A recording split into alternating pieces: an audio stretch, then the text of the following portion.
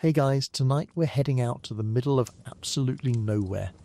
The American frontier, the wind-scoured prairie of the 1870s, where the nearest neighbour is 4 miles away and the nearest doctor might as well be on the moon.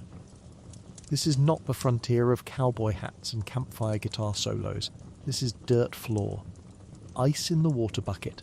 Is that a wolf or just the wind frontier? Homestead life. In the dead of winter, when the temperature drops low enough to make a Minnesota parking lot in February look like a tropical vacation. So before you get too comfortable, take a second to like this video and subscribe, but only if you actually enjoy hanging out here.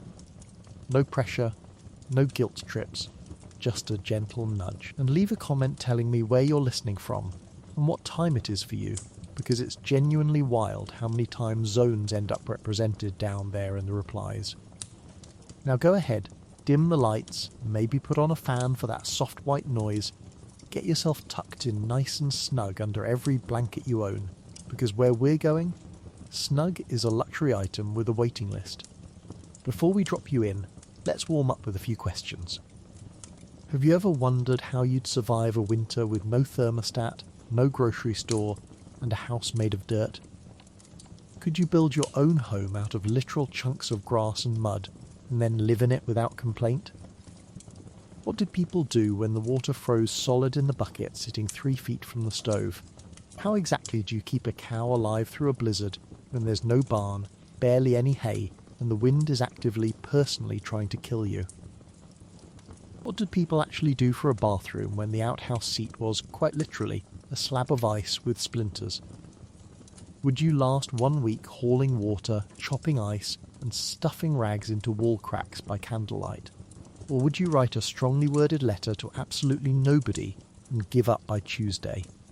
And now, congratulations, you've just woken up on a homestead somewhere on the Great Plains. The year is 1876. Outside your one small window, the world is white in every direction, the wind is doing something that sounds personal, and somewhere under 6 blankets and a very heavy dog, your family is about to start another day. Good luck. You surface from sleep the way a diver comes up for air, fast, and immediately regretting it. Your breath hangs in front of your face in a small private cloud. Because somehow the air inside your house is doing the exact same thing as the air outside your house. That's the thing nobody tells you about a soddy. The walls are 2 feet of packed prairie turf, which is excellent at blocking wind and spectacularly bad at anything involving warmth once the fires burn down to embers overnight. You reach for your boots and find them exactly as cold as the floor, which is exactly as cold as outside, which raises the philosophical question of what, precisely, this house is doing for you. You're not alone in bed, obviously, nobody sleeps alone out here in January. You're wedged between 2 siblings, a hot water jar gone lukewarm at your feet, and a quilt stack heavy enough to leave a permanent groove in your ribs. Somewhere near your head, frost has crept along the underside of the roof boards overnight and formed a delicate lace of ice crystals, which would be beautiful if it weren't currently melting onto your pillow the second the stove gets going. Welcome to indoor weather. Your house has its own microclimate, and this morning it's calling for a light dusting of snow.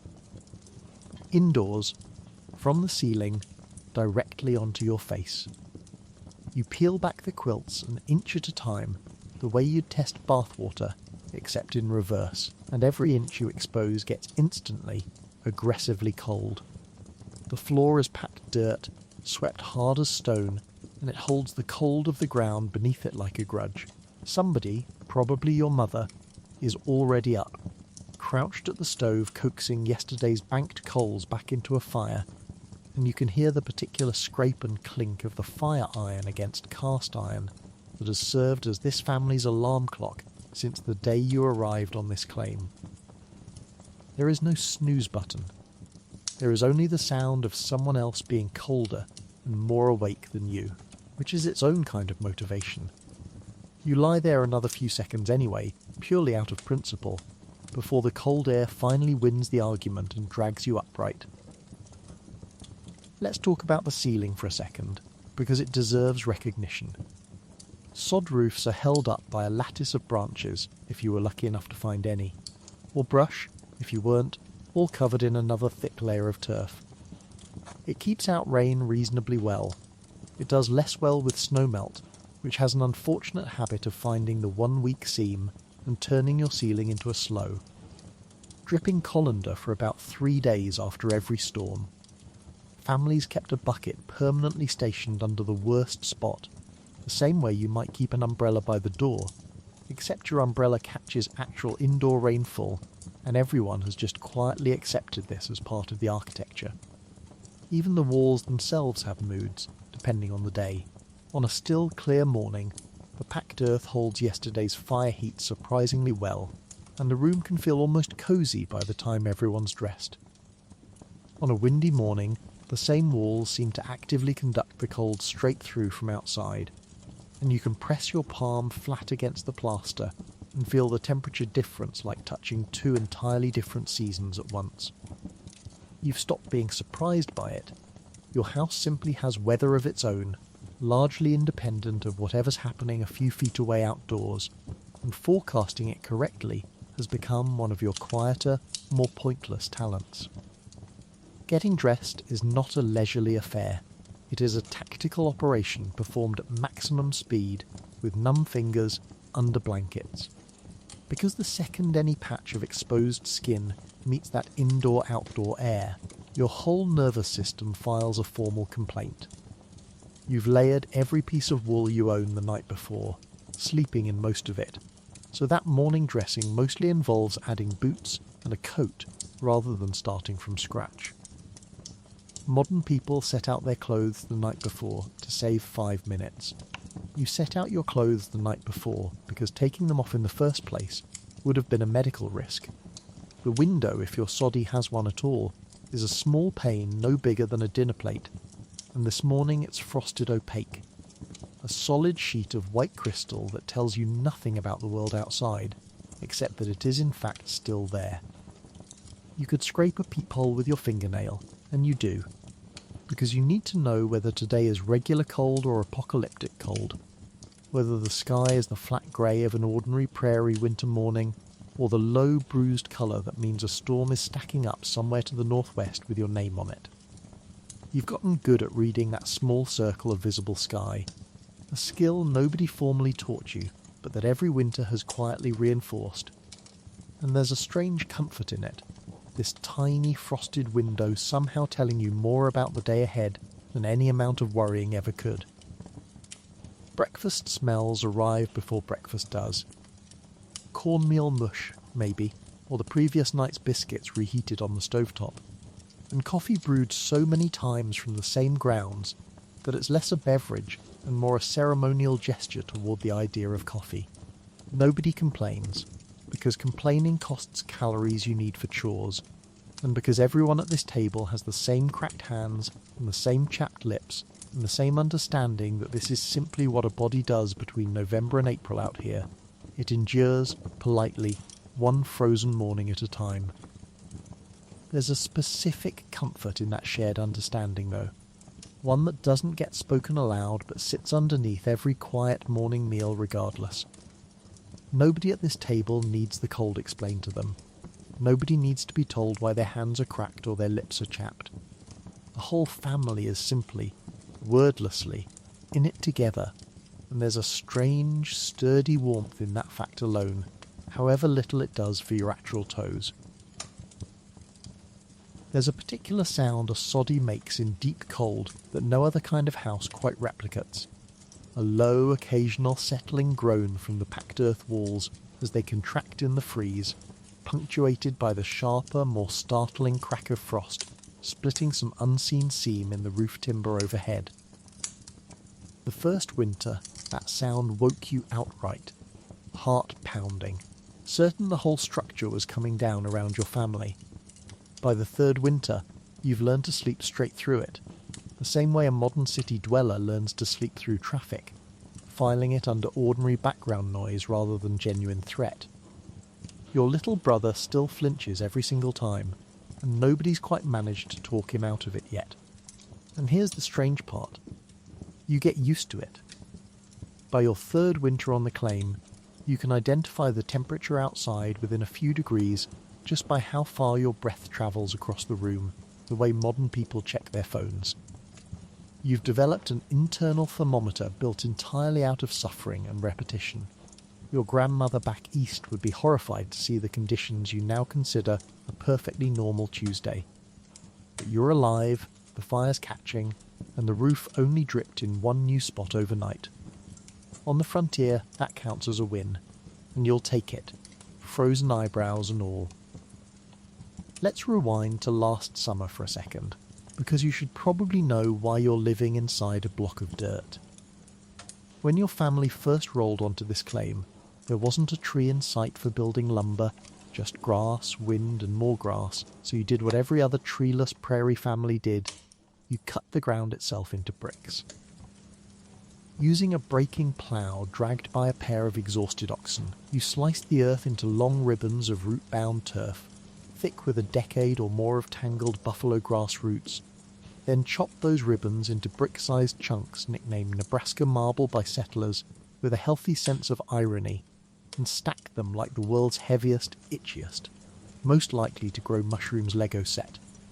Each brick weighed somewhere around 50 pounds, root side down, so the grass would keep growing sideways into the next layer and lock the whole wall together into something approaching structural integrity.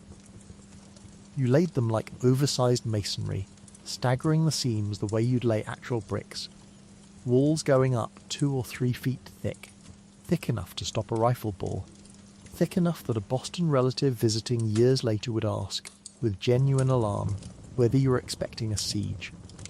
In a sense, you were. The siege was called January. The labour itself was brutal in a way that modern gym memberships try, and fail, to replicate. You spent long July days walking behind a plough in 90-degree heat, cutting sod while sweat soaked through your shirt and dried into a salt crust by noon, then hauling and stacking bricks until your forearms shook. There was no delivery truck bringing lumber, no crew of contractors, just you, your family. Maybe a neighbour or two trading labour for labour, because out here barn-raising logic applied to houses too. You helped build theirs, they helped build yours.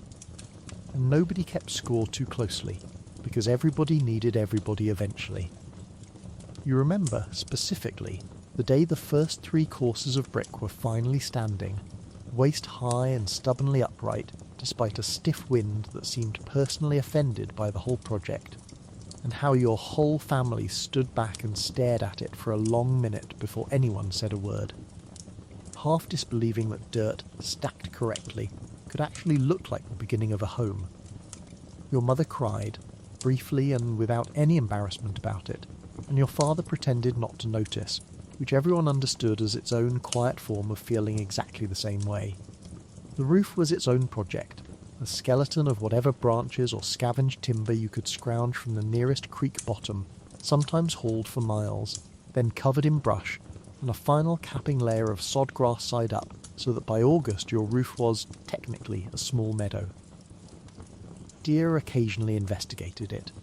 So did the neighbour's goat, on one memorable and deeply undignified occasion that your family still brings up at dinner. Let's rewind to last summer for a second, because you should probably know why you're living inside a block of dirt. When your family first rolled onto this claim, there wasn't a tree in sight for building lumber, just grass, wind and more grass, so you did what every other treeless prairie family did. You cut the ground itself into bricks. Using a breaking plough dragged by a pair of exhausted oxen, you sliced the earth into long ribbons of root-bound turf, thick with a decade or more of tangled buffalo grass roots, then chopped those ribbons into brick-sized chunks nicknamed Nebraska marble by settlers with a healthy sense of irony, and stacked them like the world's heaviest, itchiest, most likely to grow mushrooms Lego set. Each brick weighed somewhere around 50 pounds, root side down, so the grass would keep growing sideways into the next layer and lock the whole wall together into something approaching structural integrity.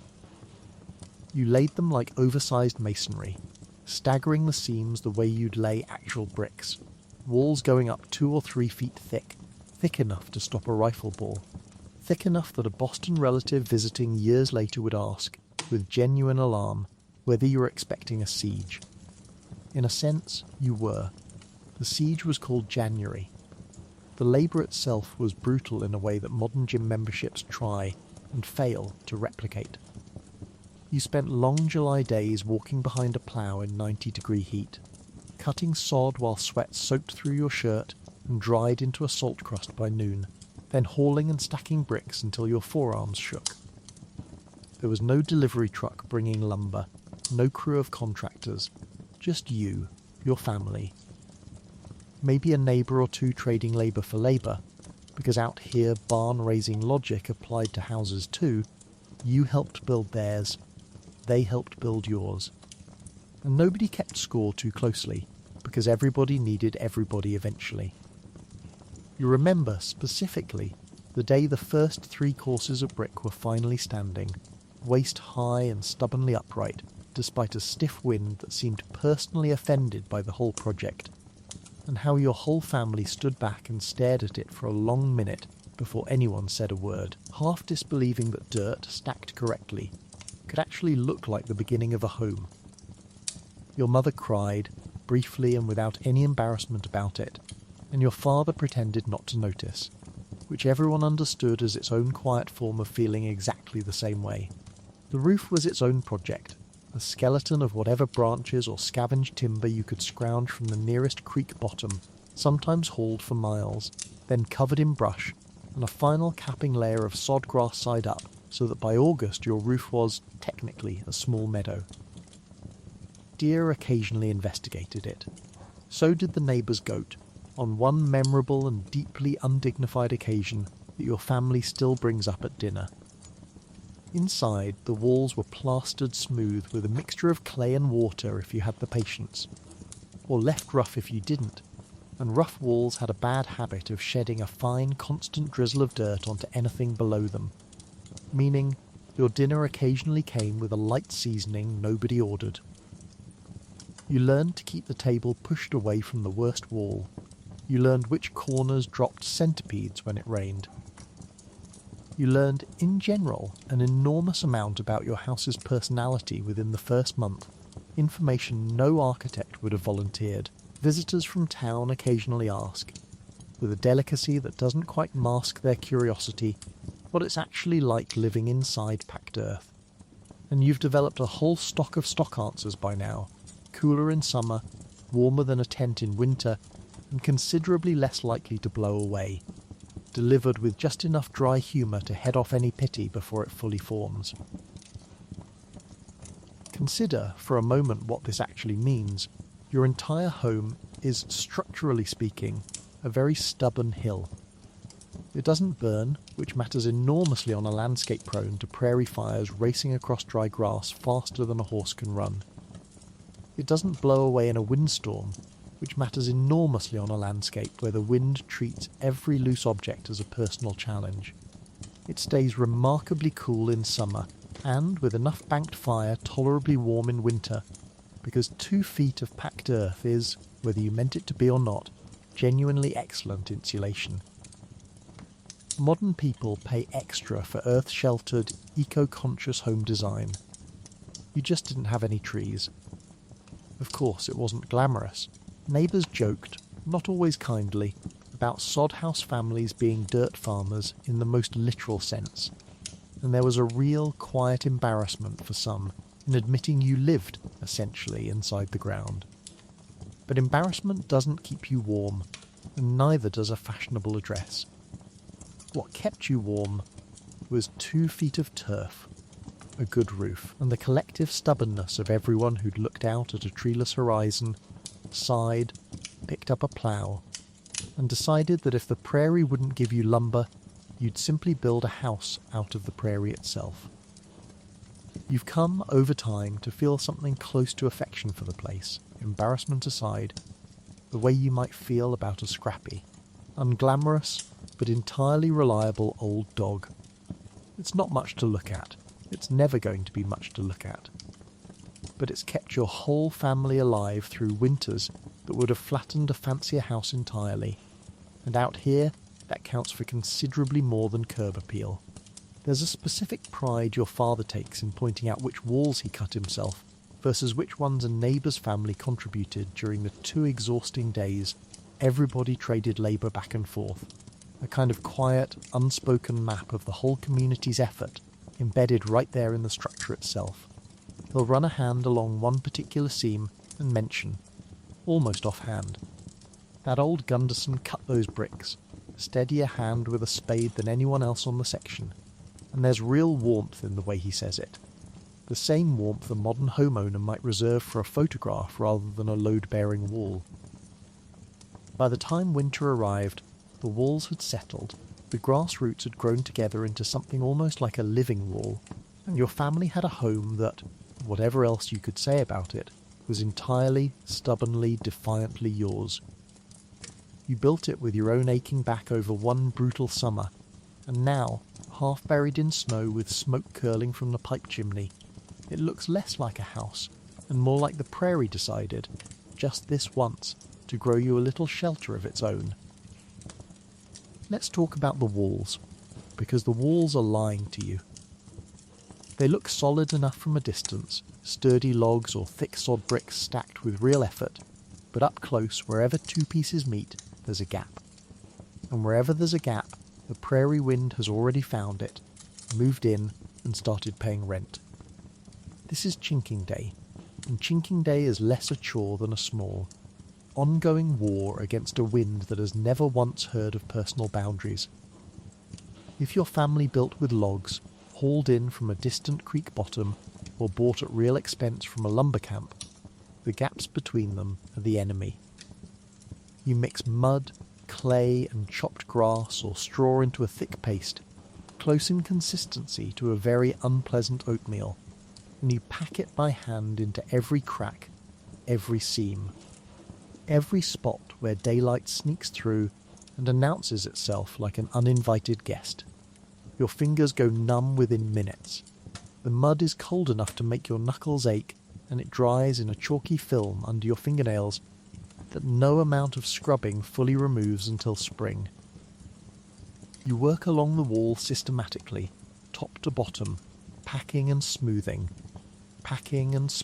occasionally holding your palm an inch from a seam to feel for a draft the way a doctor might check for a pulse. Found one. In it goes, another fistful of mud and grass paste jammed into the gap with the flat of your hand, because gloves make this work nearly impossible, and your bare fingers, however miserable, are simply more precise tools. Modern weatherproofing involves foam sealant from a can, and maybe an hour of mild inconvenience. Yours involves an entire afternoon of frozen hands and a paste made from dirt, and if you do it wrong, the difference isn't a slightly higher heating bill, it's waking up to a snowdrift forming gently across your kitchen floor. There's an art to mixing the paste correctly that took you an embarrassingly long time to learn. Too wet and it slumps right back out of the gap before it can set. Too dry and it crumbles the moment the wall flexes in a hard wind. You test it now by feel alone, rolling a small ball of it between your palms and judging its give the way a baker might judge dough, an entirely self-taught skill that no schoolhouse back east would ever think to offer as a subject, and one you're quietly, ridiculously proud of. Between logs, sometimes you'll use moss instead if any grows nearby, packed tight into the gap and held in place with thin wooden strips called battens, nailed or pegged over the seam. Moss holds its shape better than mud in freezing weather and doesn't crack the way clay does when it dries too fast near the stove's heat. But moss is seasonal and finite, and by your second winter on the claim, the good moss patches near the creek have mostly been picked clean by every homesteading family within walking distance, all of you competing, politely but firmly, for the same limited insulation. You've taken to scouting new patches early, before the rest of the neighbourhood thinks to look, a small private competition nobody openly admits to running, but that everyone, somehow, is quietly running anyway. Rags get pressed into service too, torn strips of worn-out clothing stuffed into the smallest, most stubborn gaps. the ones too narrow for a proper handful of mud. There's something almost poetic about it, if you squint, your grandmother's old apron, worn threadbare from years of use, retiring not to a trash heap, but to a permanent post inside your wall, quietly keeping the wind off your children for the rest of its useful life. Nothing on the frontier gets thrown away. Everything gets one more job before it's done. You've started keeping a mental catalogue of exactly which household object is destined for which future life once its original purpose is used up. A worn shirt bound for chinking rags, a cracked bowl bound for the chicken feed, a broken-handled tool bound for scrap iron traded at the next visit to town. Nothing here is ever really finished being useful. It just changes jobs, over and over, until there's genuinely nothing left of it at all. The roof gets the same treatment where the boards meet, and the door frame gets special attention, because a poorly chinked door frame turns your entryway into a wind tunnel every single time someone comes or goes, which, with children and livestock chores, is roughly every 4 minutes. You learn quickly to chink around the door thicker than anywhere else, a defensive perimeter against the single biggest daily heat leak in the whole house. A heavy quilt or hide hung directly over the doorway as a second inner barrier helps considerably too. A simple trick that costs nothing but effort and cuts the worst of the draft before it even reaches the main living space. The frontier equivalent of a modern storm door, minus the aluminum and the warranty. Here's the part that would make a modern homeowner weep. This isn't a one-time job. Mud chinking cracks as it dries, shrinks in the cold, occasionally falls out in chunks after a hard frost, and needs constant patching all winter long. You do a fresh pass in the fall before the real cold sets in, then smaller touch-up passes every few weeks after, walking the walls with a bucket of paste and bare. Aching hands, hunting drafts like a woman possessed. It's less home maintenance and more a running skirmish, one you never fully win, only manage to a tolerable draw. You've noticed, too, that chinking becomes a kind of shared family diagnostic tool, everyone contributing their own theory about which wall leaks worst and why.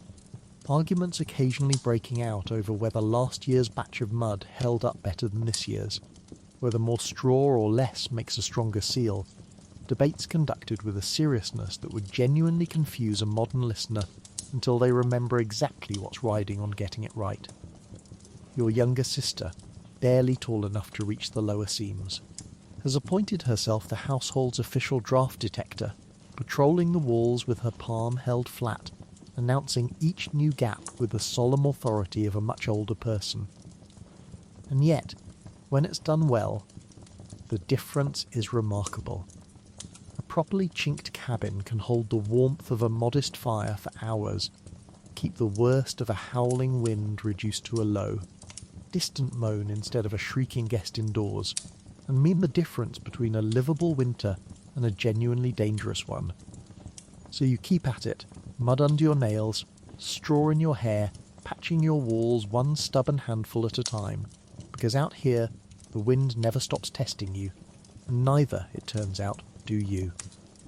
It's time to fetch water, which sounds like a simple chore until you remember that the well is a hole in frozen ground several hundred feet from your door, and getting water now involves a hatchet. Somewhere overnight, the surface of whatever water source you rely on, a well, a creek, a rain barrel by the door, has sealed itself over with a crust of ice. Sometimes a thin skin you can punch through with a bucket handle, sometimes a solid plate thick enough to require real, sustained chopping. You bundle up in every layer you own, take a deep breath of air so cold it feels like inhaling a small blade, and head out into a landscape that has, overnight, become entirely hostile to the concept of liquid water. If you're lucky, your family dug a proper well, lined with stone or planking, with a windlass and rope to lower the bucket. If you're less lucky, you're hauling from a creek a quarter-mile off, which means the actual walk there and back, boots crunching over frozen ruts, becomes its own small expedition. Either way, the ice has to go first. You swing the hatchet in short, controlled arcs, breaking through the crust while trying very hard not to also break through the ice at your own feet, which has happened to enough homesteaders that it's less a cautionary tale and more a rite of passage. Your father taught you, early and firmly, to always test the ice at the very edge before committing your full weight anywhere near it. A lesson delivered with a seriousness that stuck precisely because he told it alongside a story, never fully detailed, about a neighbour's boy who didn't test first and didn't come home. You've never forgotten the story or the lesson, and you test the edge every single time now, without exception, whether or not anyone's watching. Once you've broken through, you lower the bucket, feel it sink and fill with a satisfying cold slosh, and haul it back up hand over hand, your palms already stinging from the rope even through wool mittens. The water itself is somewhere just above freezing, and the second it hits open air, steam curls off the surface in thin ribbons, the only warm-looking thing in the entire landscape, cruelly. Deceptively so. Modern people run water heaters and complain if the shower takes 4 extra seconds to warm up. You are standing in a field, arm deep in a well shaft, negotiating with actual ice for the privilege of drinking something today. The walk back is its own trial. A full bucket of water weighs somewhere around 8 pounds per gallon, and you're carrying at least 1, sometimes 2. Balanced against your hips, sloshing with every step across frozen, uneven ground. Spill some on your coat sleeve, and it freezes almost instantly into a stiff, awkward panel of ice-crusted wool that stays that way until you're back near the stove. Spill some on your boots and you've just guaranteed cold, wet feet for the rest of the morning, an outcome ranking somewhere between deeply unpleasant and genuinely dangerous, because wet feet in sub-zero weather are how frostbite starts its arson. You've developed a specific walking gait for this exact chore, a kind of careful, low-centered shuffle that keeps the bucket from swinging too wildly, learned only after enough spilled. Wasted trips that your mother finally sat you down and actually taught you the trick properly, rather than letting you keep discovering it the hard, soggy way. Younger siblings watch you do it now with the same solemn attention you once gave your own older cousins. The whole skill passed quietly down the line the same way most things out here get taught, by watching, failing, and eventually, grudgingly, getting it right. Everything in the house depends on this water, and there's no shortcut, no faucet, no backup supply beyond what you can physically carry. Cooking needs it. The animals need it, and need considerably more of it than your family does, which means multiple trips, sometimes many, hauling bucket after bucket out to a trough that itself needs periodic ice breaking throughout the day, because livestock water refreezes just as eagerly as your own. Washing, what little washing happens in deep winter, needs it too, heated on the stove first, because nobody in their right mind is bathing in water straight from a frozen well. You've calculated roughly that a single day's full water needs for the whole household and its animals adds up to something like 150 pounds hauled by hand, a figure that would horrify a modern person accustomed to twisting a single tap, and one that your own arms have simply learned to accept as an unremarkable part of every single day between October and April.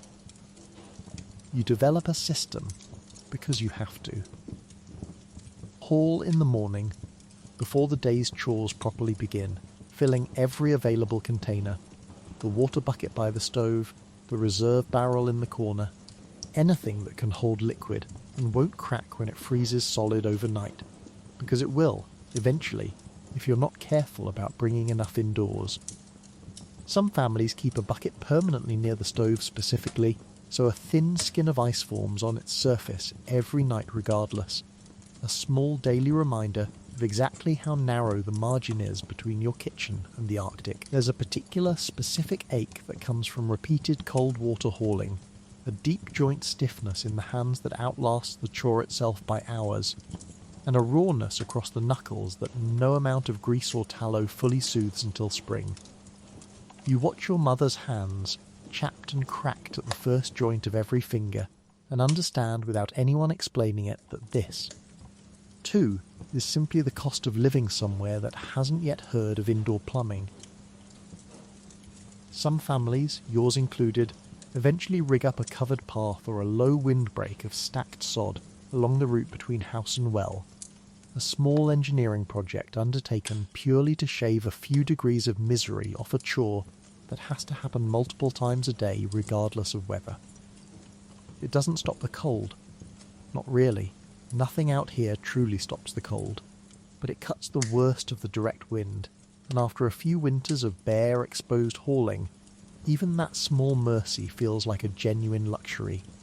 The frontier equivalent of finally getting a covered parking spot. And yet, by the time you're back inside, bucket safely delivered, boots stamped free of snow, there's a genuine, uncomplicated satisfaction in it. The stove roars, the water goes into the coffee pot, and for a moment, everyone in the house gets to feel, briefly, like the hardest part of the day is behind them. It isn't, not even close. But on the frontier, you learn to take your victories exactly as small as they come. Let's talk about fuel, because on the treeless prairie, firewood is basically a rumour, something people back east take for granted the way they take sidewalks for granted. Out here, trees exist mainly as a memory or a long wagon ride away along some distant creek bottom, already picked over by every family who arrived before you. So if you want to keep your family from freezing, you learn to burn what the land actually offers. And what the land offers, mostly, is dried manure. Yes, dung, specifically, sun-dried buffalo chips, and later, as the herds thinned, the more common cow chips left behind by grazing cattle. This isn't some grim last resort dreamed up in desperation, either. It's a genuinely respectable, well-established fuel source, gathered by the wagon load every autumn before the snow buries the prairie and hides the good ones under a foot of white. You and your siblings spend whole afternoons out there with a burlap sack and a stick, poking each patty to check it's properly dried through, not too damp, not crumbling to dust, and tossing the good ones over your shoulder into the sack like a particularly unglamorous scavenger hunt. Properly cured, a chip burns hot, clean and remarkably long, with almost none of the smell you'd expect. Mostly because by the time it's dry enough to burn, it's really just compressed, sun-baked grass fibre, which, when you think about it, is exactly what firewood is too, only slightly more direct about its origins. Pioneers who wrote home about it often noted, almost apologetically, that chip fires threw a fine, steady heat, better in some ways than green wood, which just hisses and sulks and refuses to properly catch. Necessity, it turns out, makes excellent fuel engineers out of everyone. Gathering itself becomes a genuine seasonal skill, one you're better at every year. Learning to spot a good patty from a distance by its colour and shape alone, pale grey and evenly domed meaning a solid, well-cured find, dark and flattened meaning skip it. Keep walking. Competition with neighbouring families for the best gathering ground gets surprisingly serious by late summer. Entire afternoons spent ranging further from the claim than strictly necessary simply to beat somebody else's children to a particularly rich patch, left behind by a large grazing herd passing through earlier that season. Buffalo chips alone rarely covered a whole winter though, especially as herds grew scarcer and competition for the good patches grew fiercer, so you supplement wherever you can. Dried sunflower stalks, sturdy and surprisingly plentiful along fence lines and ditches, get bundled and stacked like tiny brittle firewood. Corn cobs, once shelled, go straight into the stove, burning fast and bright. Good for a quick boost of heat but requiring constant feeding, like trying to warm a house using kindling and nothing but kindling, forever. And then there's twisted hay, which might be the single most creative piece of frontier engineering you'll encounter all winter. Twisted hay works like this. You take a double handful of dry prairie grass or hay, and instead of just tossing it loose onto the fire, where it would flare up and vanish in about 4 seconds flat, you twist it, hard, winding it into a tight, dense coil, folding it back on itself and twisting again until you've got something roughly the size and density of a stick of firewood, compact enough to actually hold a flame and burn slow instead of fast. Your hands cramp doing it. Your palms blister doing it. An average household might twist dozens, sometimes hundreds, of these haystacks in a single session. An entire evening spent turning loose grass into something approximating a log, because there's no other option and the fire does not care about your feelings on the matter. Your younger siblings treat hay twisting as something close to a contest, racing each other to see who can produce the tightest, most durable stick before their hands cramp up entirely. A small, self-invented game that turns an otherwise tedious chore into something almost bearable, and you've noticed, with some amusement, that the competition tends to produce noticeably better fuel than when everyone's simply working in resigned silence. Coal, where it was available and affordable, which wasn't often for a struggling homestead family in the 1870s, was treated like an actual luxury item, hoarded and rationed the way modern people ration good chocolate, saved for the very coldest nights when even a chip fire wasn't quite cutting it. Most families simply couldn't justify the cost, not when the prairie itself, however inconveniently, kept producing free fuel in the form of every grazing animal that had ever wandered across it. A family's whole social standing could, in a strange, unspoken way, be read in the state of its fuel supply come February. A well-stocked chip pile, suggesting careful planning and a good summer's labour. A thin one suggesting exactly the opposite. And neighbours noticed these things without ever being rude enough to comment on them directly, filing the information away the same quiet way everyone filed away everyone else's business out here. For later, for when it might actually matter. There's a particular, specific indignity in explaining this system to a visiting relative from back east, watching their face do something complicated as they realise the fire warming their coffee this very moment is, functionally, burning manure and doing it well. You've stopped noticing the faint mineral smell weeks ago. Your visiting aunt has not stopped noticing it, and spends her entire stay holding her teacup slightly further from her face than strictly necessary, which the whole family finds enormously, quietly entertaining. Keeping the fuel supply stocked is a constant rolling project, never finished, because a family burning through chips and twisted hay all winter needs an almost unbelievable volume of the stuff. Wagon loads gathered before the first snow, supplemented by whatever can still be scavenged on milder days between storms. You keep a running mental tally the way modern people check a bank balance, anxious every time the wood box, or in your case the chip box, starts looking a little too empty, a little too early in the season. And when the fire's finally roaring, filling the soddy with that dense, smoky warmth, nobody in the room is thinking about what exactly is burning. They're thinking about their toes, which are finally, blessedly warm for the first time all day, and about supper, and about how remarkable it is that the same prairie trying so hard to freeze you solid also, somehow, quietly, provided everything you needed to fight back. There's a small, quiet hierarchy of fuel quality that every prairie child learns early, purely through repetition. A well-dried chip, gathered on a sunny August afternoon and cured a full season before use, burns clean, hot, and nearly scentless. A chip gathered too early, still damp at its core, smoulders sullenly and fills the room with a thin haze that has everyone coughing and propping the door open despite the cold, a trade nobody wants to make twice. You've become, without any formal training, a genuine connoisseur of dried manure, capable of judging quality at a glance the way a modern person might judge produce at a market, an expertise you will absolutely never be able to explain to anyone back east without watching their face do something complicated.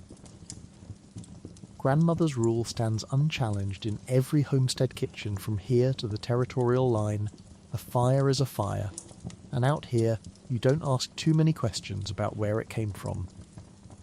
Your animals need you today, tomorrow, and every day until spring, because on this homestead, A dead cow isn't a sad news story.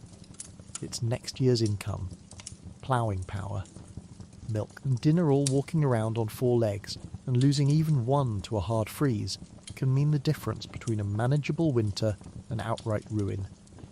Most homestead families can't afford a proper timber barn, not with lumber scarce and every dollar already stretched thin, so your livestock shelter is something closer to a lean-to. A low sod and brush structure built into the leeward side of a hill or dugout bank, just enough to break the worst of the wind, and not 1 degree more. You head out there before full daylight, breath streaming behind you, boots crunching over frozen ground, and the first thing you notice is the smell, thick and warm and faintly sweet. The concentrated animal heat of the shelter hitting you like a wall the second you duck through the low doorway. It's not pleasant, exactly, but it's honest, and after 10 seconds standing in it, you understand precisely why livestock huddle together the same way your own family does at night. Because heat is heat, and pride has no place in a blizzard. The lantern light throws long, shifting shadows across the low walls as you move through the shelter, and there's a particular hush to the whole space this early, animals barely stirring, breath rising in slow unified clouds, the whole scene closer to something out of an old painting than the busy, grunting chaos daylight chores usually bring. You've come to genuinely like this quiet part of the morning, before the real work starts. Just you and a room full of warm, breathing creatures trusting you to look after them properly. The animals themselves are hardier than you might expect, cattle especially, having evolved for generations to handle real cold, growing a thick winter coat that traps a remarkable amount of warmth against their skin. But hardy isn't invincible, and a long enough exposure to driving wind and wet snow can kill even a well-adapted animal through sheer exhaustion, the cold simply outlasting the body's ability to keep generating heat. Your job, every single day, is to make sure that exhaustion never has the chance. First, you check the water, which has almost certainly iced over again since your last visit, requiring another round with the hatchet at the trough. Because livestock that can't drink, can't stay warm, can't digest, can't do much of anything except slowly weaken, and weakening animals in January rarely get a second chance to recover.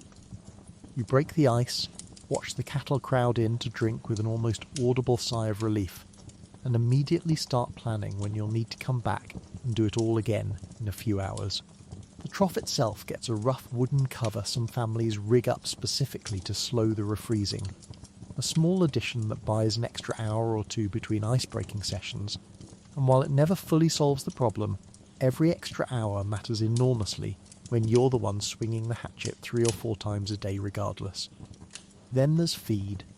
Hay if you manage to put up enough during the summer, which is its own ongoing anxiety all winter long, doing rough mental arithmetic every single week about whether the stack in the yard will actually stretch to April, or whether you're going to be rationing by March, watching your animals grow visibly thinner and hoping the grass comes early.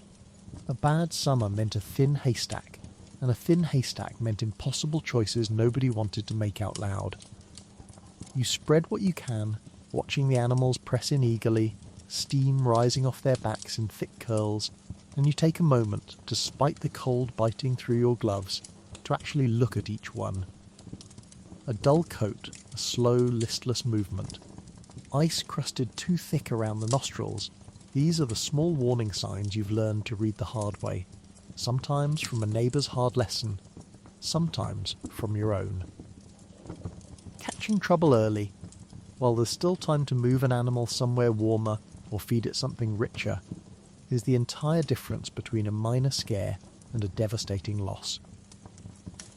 The oxen, where your family's fortunate enough to keep a team, get their own special consideration, because a healthy team represents next season's entire ploughing capacity, and losing one to a hard winter doesn't just mean grief, it means a genuinely uncertain spring with no reliable way to break new ground or haul heavy loads.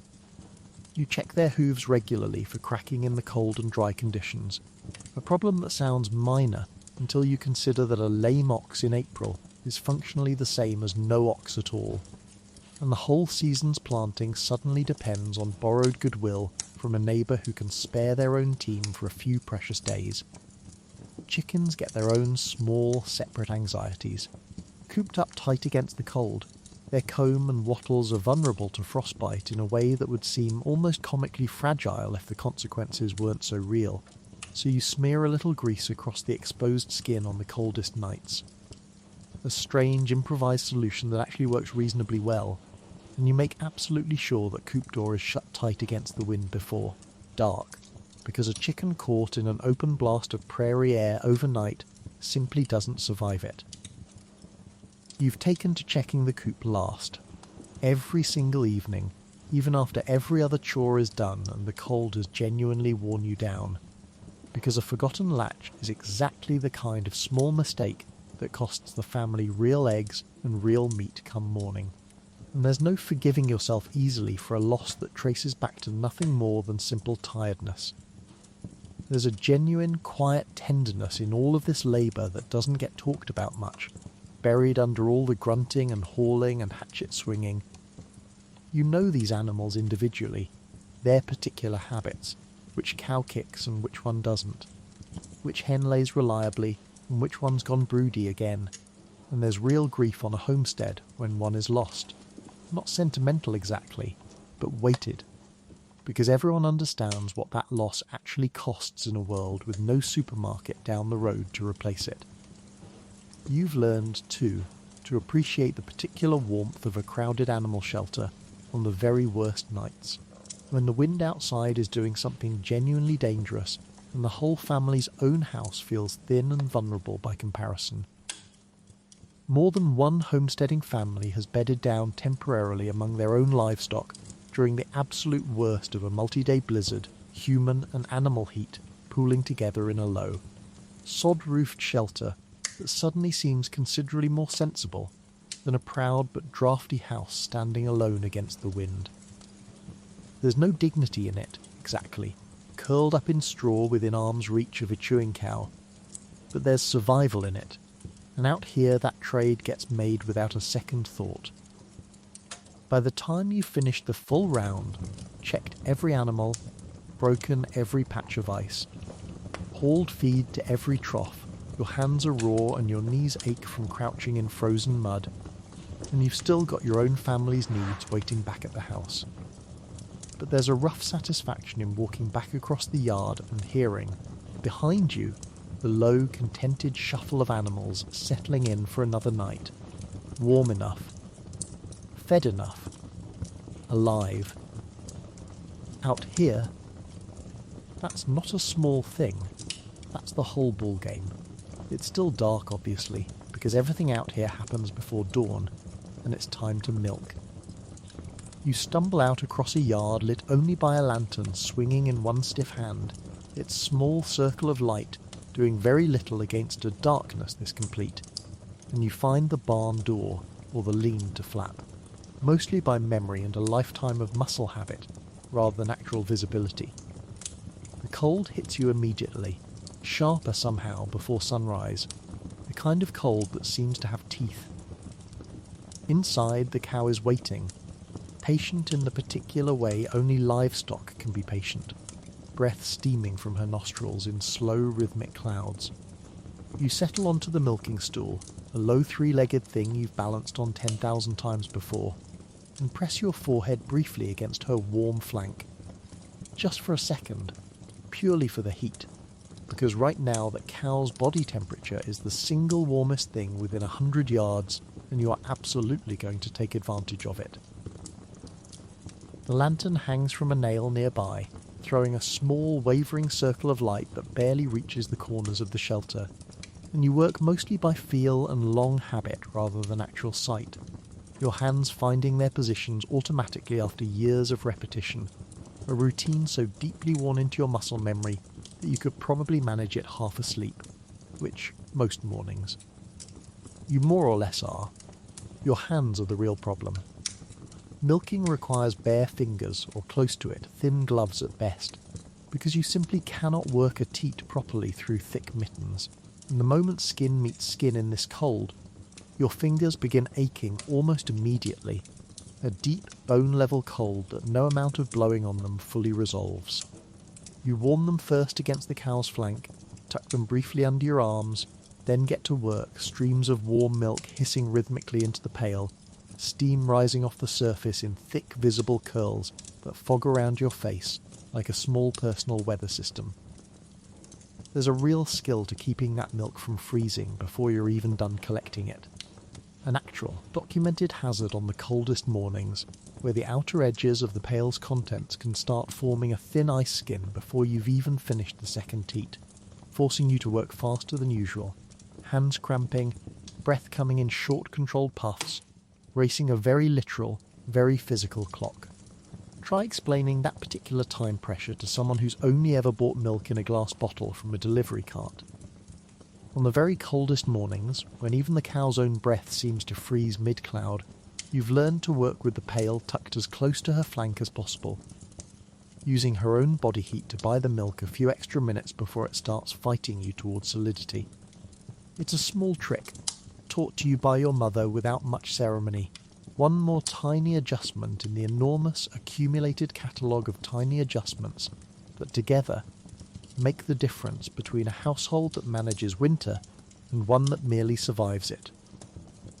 You've noticed that every single chore out here seems to hide a dozen of these small, hard-won tricks underneath its surface, invisible to an outsider, obvious and essential to anyone who's actually had to learn them the slow, cold, repetitive way. The cow, for her part, tolerates all this with the weary patience of an animal who has done this every single morning of her adult life and has developed, at this point, essentially no opinions about it whatsoever. Occasionally she shifts. Occasionally her tail, stiff with frost at the tip, swats you directly across the face with the precision and unpredictability of a landmine, and you accept it, because complaining to a cow has never once changed a cow's behaviour, and you gave up trying somewhere around your second winter. Once the pail's full, or as full as it's getting before the cold winds, you haul it back toward the house at a careful, measured walk, sloshing as little as possible, because spilled milk in this weather doesn't just waste breakfast, it freezes almost instantly into a small, useless puddle of ice on your coat and boots.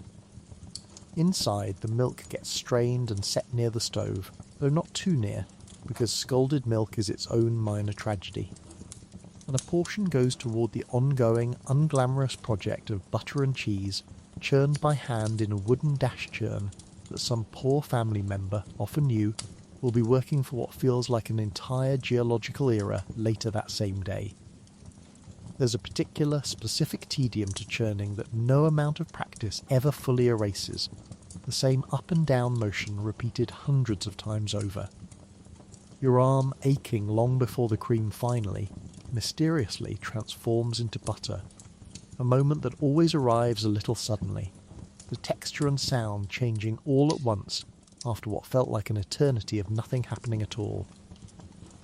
Winter milk yield drops noticeably compared to summer, an unavoidable fact of biology that every homestead family learns to plan around, because of cold. Hungry cow simply produces less than a well-fed, comfortable one, and no amount of wishing changes that math. You adjust your expectations accordingly, rationing the cream a little more carefully, stretching the butter a little further, treating every full pail as a small, quiet victory rather than a guaranteed daily allowance. Every homestead cow has a personality, whether or not anyone would admit to knowing it that intimately, and you've long since sorted yours into categories no agricultural manual would recognise. One holds still and patient no matter the cold. Another shifts and complains the entire time, as if personally offended by the whole arrangement, and you've developed a specific, practised patience for her particular moods, murmuring the same low, steady nonsense to her every single morning, purely because it seems, unscientifically but reliably, to help. And there's something almost meditative about it, despite the cold, despite the aching hands, despite the pre-dawn dark. The rhythmic hiss of milk against the pail, the warm animal smell, the particular hush of a world that hasn't woken up yet. For a few minutes each morning, before the rest of the day's chores come crashing in, it's just you, the cow, the lantern, and the quiet. And there's a strange, stubborn peace in that, frozen fingers and all. Let's go below ground for a moment, literally, down through a trapdoor and a short, steep set of earthen steps into the root cellar, which is where your family's entire survival plan for the next 4 months is currently sitting, quietly, in the dark. This isn't a pantry in any modern sense. No neat shelves of labelled jars glowing under electric light. It's a dugout chamber, cool and damp and smelling of soil and stored vegetables, kept just above freezing by the insulating mass of earth all around it. And everything your family will eat between now and the spring thaw is stacked, buried, or barreled somewhere inside it. You climb down with a lantern held carefully ahead of you, and the light catches rows of potatoes heaped in sand-filled bins, turnips and carrots layered the same way, sand packed around each root to keep it from drying out or sprouting too early. Cabbages hang upside down from the ceiling beams by their roots, an arrangement that looks faintly medieval and works remarkably well, keeping them fresh for months longer than you'd expect from a vegetable with such a short natural shelf life. Barrels of pickled cucumbers and sauerkraut line one wall, their brine gone cloudy, their smell sharp enough to make your eyes water slightly every single time you lift a lid. Dried apples and other fruit, if the summer was kind enough to produce any, hang in loose cloth bags from the ceiling beams alongside the cabbages. Shrunken and leathery, but sweet enough still to be treated as something close to a delicacy, doled out sparingly for special occasions, rather than eaten freely. A small, precious reminder that the year isn't entirely composed of turnips and salted pork. This is where the arithmetic gets serious. Somewhere around harvest, whoever manages the household, usually your mother, does a rough but deadly earnest calculation. How many mouths, how many months, how much is actually down here? And the numbers have to work. Because there is no midwinter grocery run to fix a shortfall. You've heard her murmuring counts under her breath while inventorying the bins, dividing potatoes by weeks the way a general might divide rations before a siege, because that's essentially what this is. Rationing starts subtly, long before anyone's actually hungry. Portions shrink just slightly, meals stretch a little further with more grain and less meat, and the good preserves, the jars of fruit put up in the fall, get saved for Sundays or sickness rather than eaten freely. Nobody announces this out loud. It just happens, quietly, the way households under real pressure adjust, without ever holding a formal meeting about it. You notice, because children always notice. But you also understand, in the specific way frontier children understand things early, that asking for more when there isn't more doesn't actually produce more. It just makes everyone feel worse about a situation nobody chose.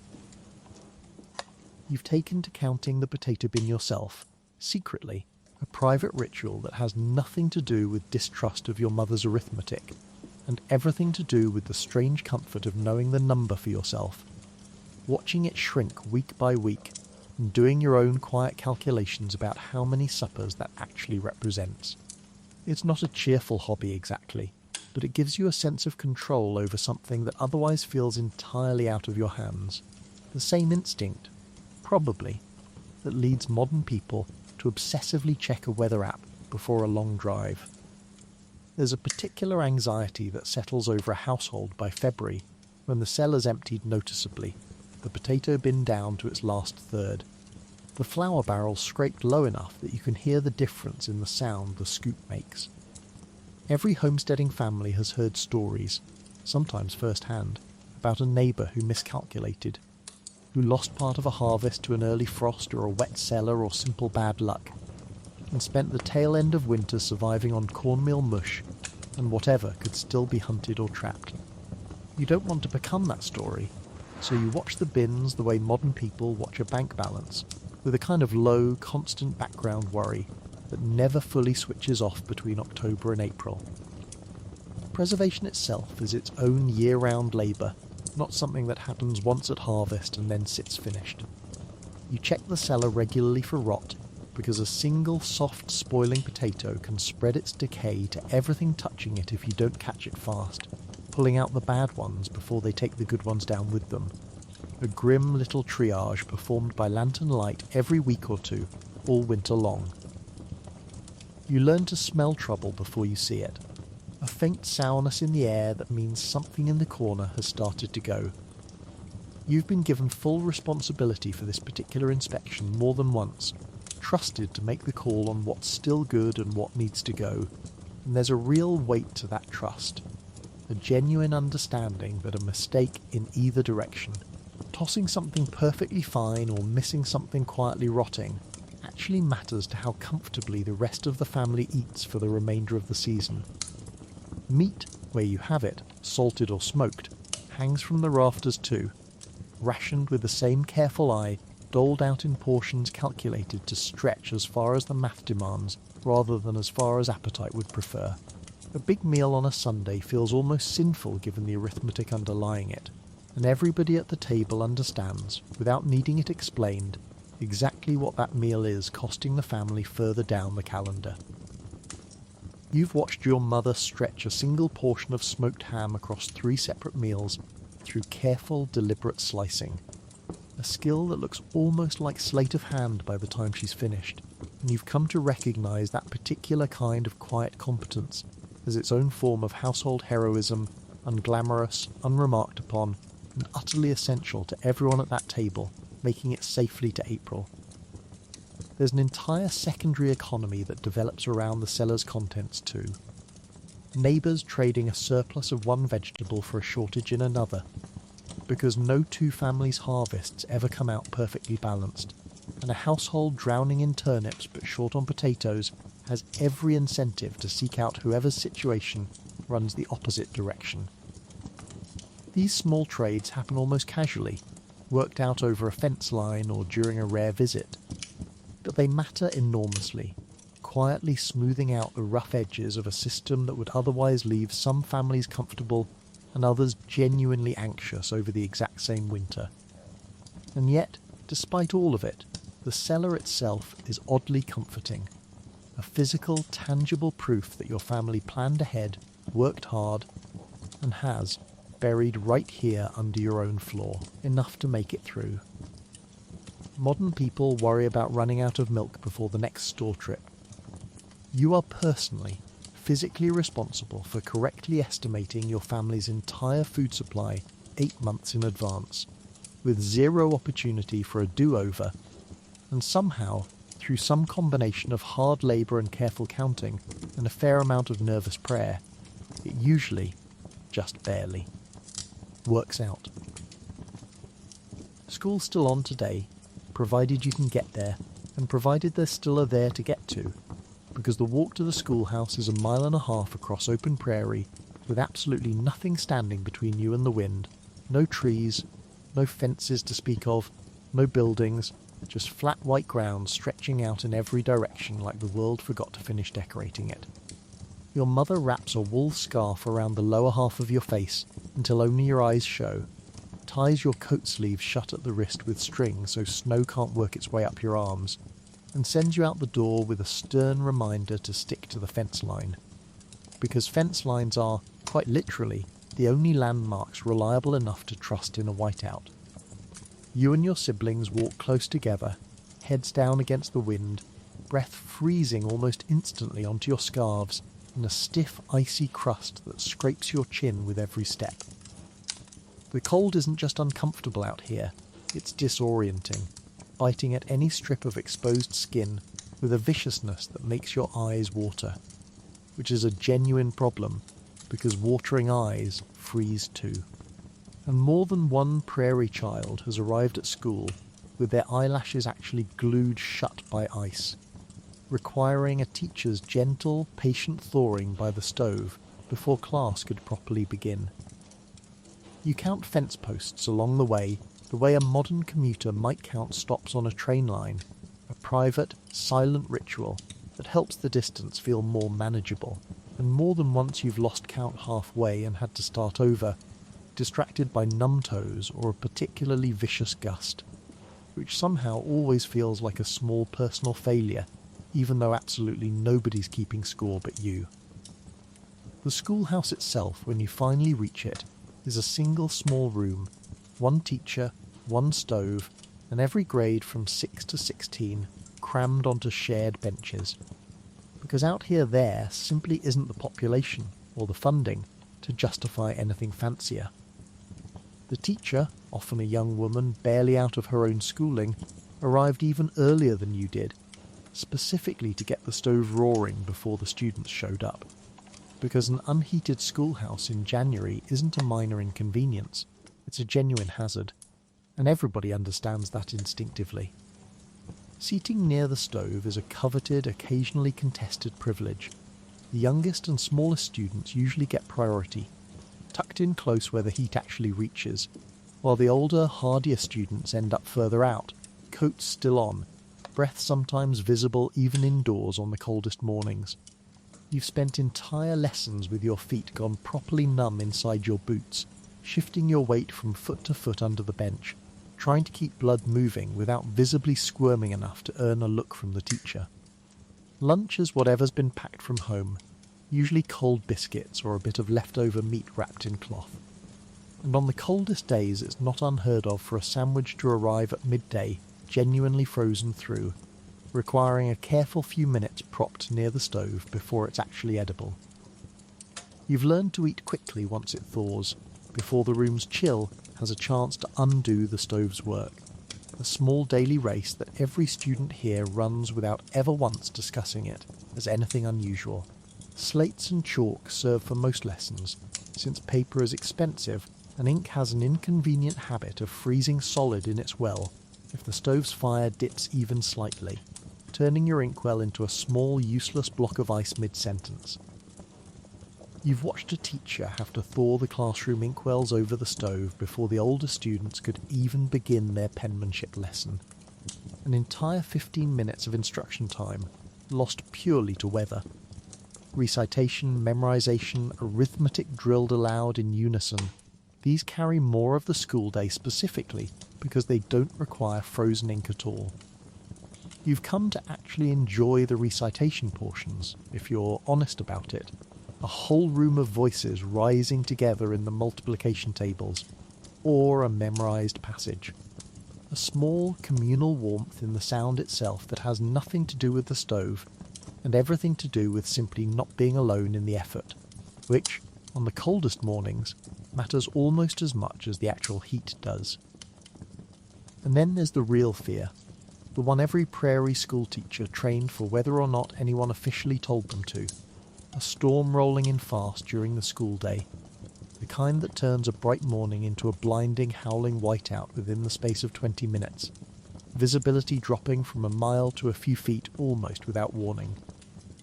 Every family out here has heard the stories, some first-hand, of the terrible blizzard of 1888 that caught schoolchildren mid-walk home across the plains, when a mild afternoon turned murderous with almost no notice at all, and dozens of children died within sight, sometimes within yards, of shelter they simply couldn't find in the blinding white. Your own teacher keeps a small store of extra blankets and dry kindling in the corner of the schoolhouse specifically against exactly this possibility.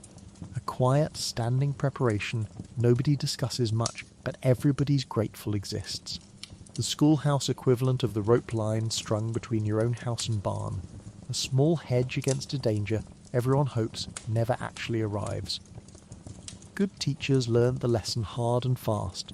When a storm looks like it's building, you keep the children at school, all of them, packed close around the stove, however long it takes, rather than risk sending anyone out into weather that can erase a fence line, a barn, an entire farmstead from view in minutes. Some schoolhouses kept a rope strung from the door to the nearest outbuilding specifically for exactly this scenario, a lifeline for the outhouse trip that couldn't wait even during a whiteout. Waiting out a storm packed into one small room with 30 anxious children, a single stove, and a dwindling coal supply is not most people's idea of quality education, but it kept children alive. Which, on the prairie, counts as the single most important lesson taught all year. The teacher herself deserves particular mention, because boarding out at a different family's homestead every few weeks, as was common practice to spread the cost of her keep across the whole district, meant she faced her own version of the same brutal winter commute the students did, just considerably more often, and with the added responsibility of 30 children's safety resting squarely on her judgment every single school day. Her salary was modest, her authority nearly total, and her actual job description most winter weeks amounted to equal parts arithmetic instructor and de facto weather forecaster, a combination no teaching certificate back east ever quite prepared anyone for. By the time you're finally released, if the weather holds, the walk home feels considerably longer than the walk in. Your legs tired, your face aching from cold, your mind already halfway to the fire waiting back at your own stove. You strip off your ice-crusted scarf the second you're through the door, and your mother checks your cheeks and nose for the telltale white patches of frostbite before you've even gotten your coat off. A routine so practiced it barely interrupts the conversation. School, out here, teaches more than arithmetic.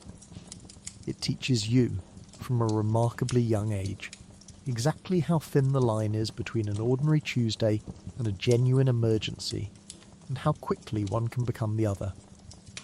As the evening chores wind down and the last of the daylight, thin and grey to begin with, finally gives up entirely, the real indoor work of a homestead winter evening begins, and it happens by firelight.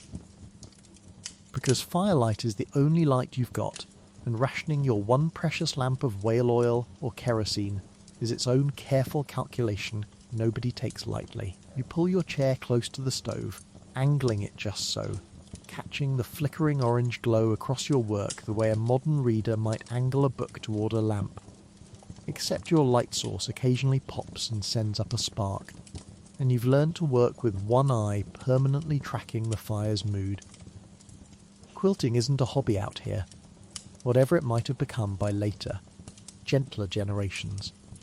It's an absolute necessity, an ongoing, never-finished project that stretches across every spare evening hour all winter long, because bedding wears out, children grow and need new coverings, and every scrap of fabric too worn for clothing gets a second life stitched into something that might, eventually, stand between your family and hypothermia.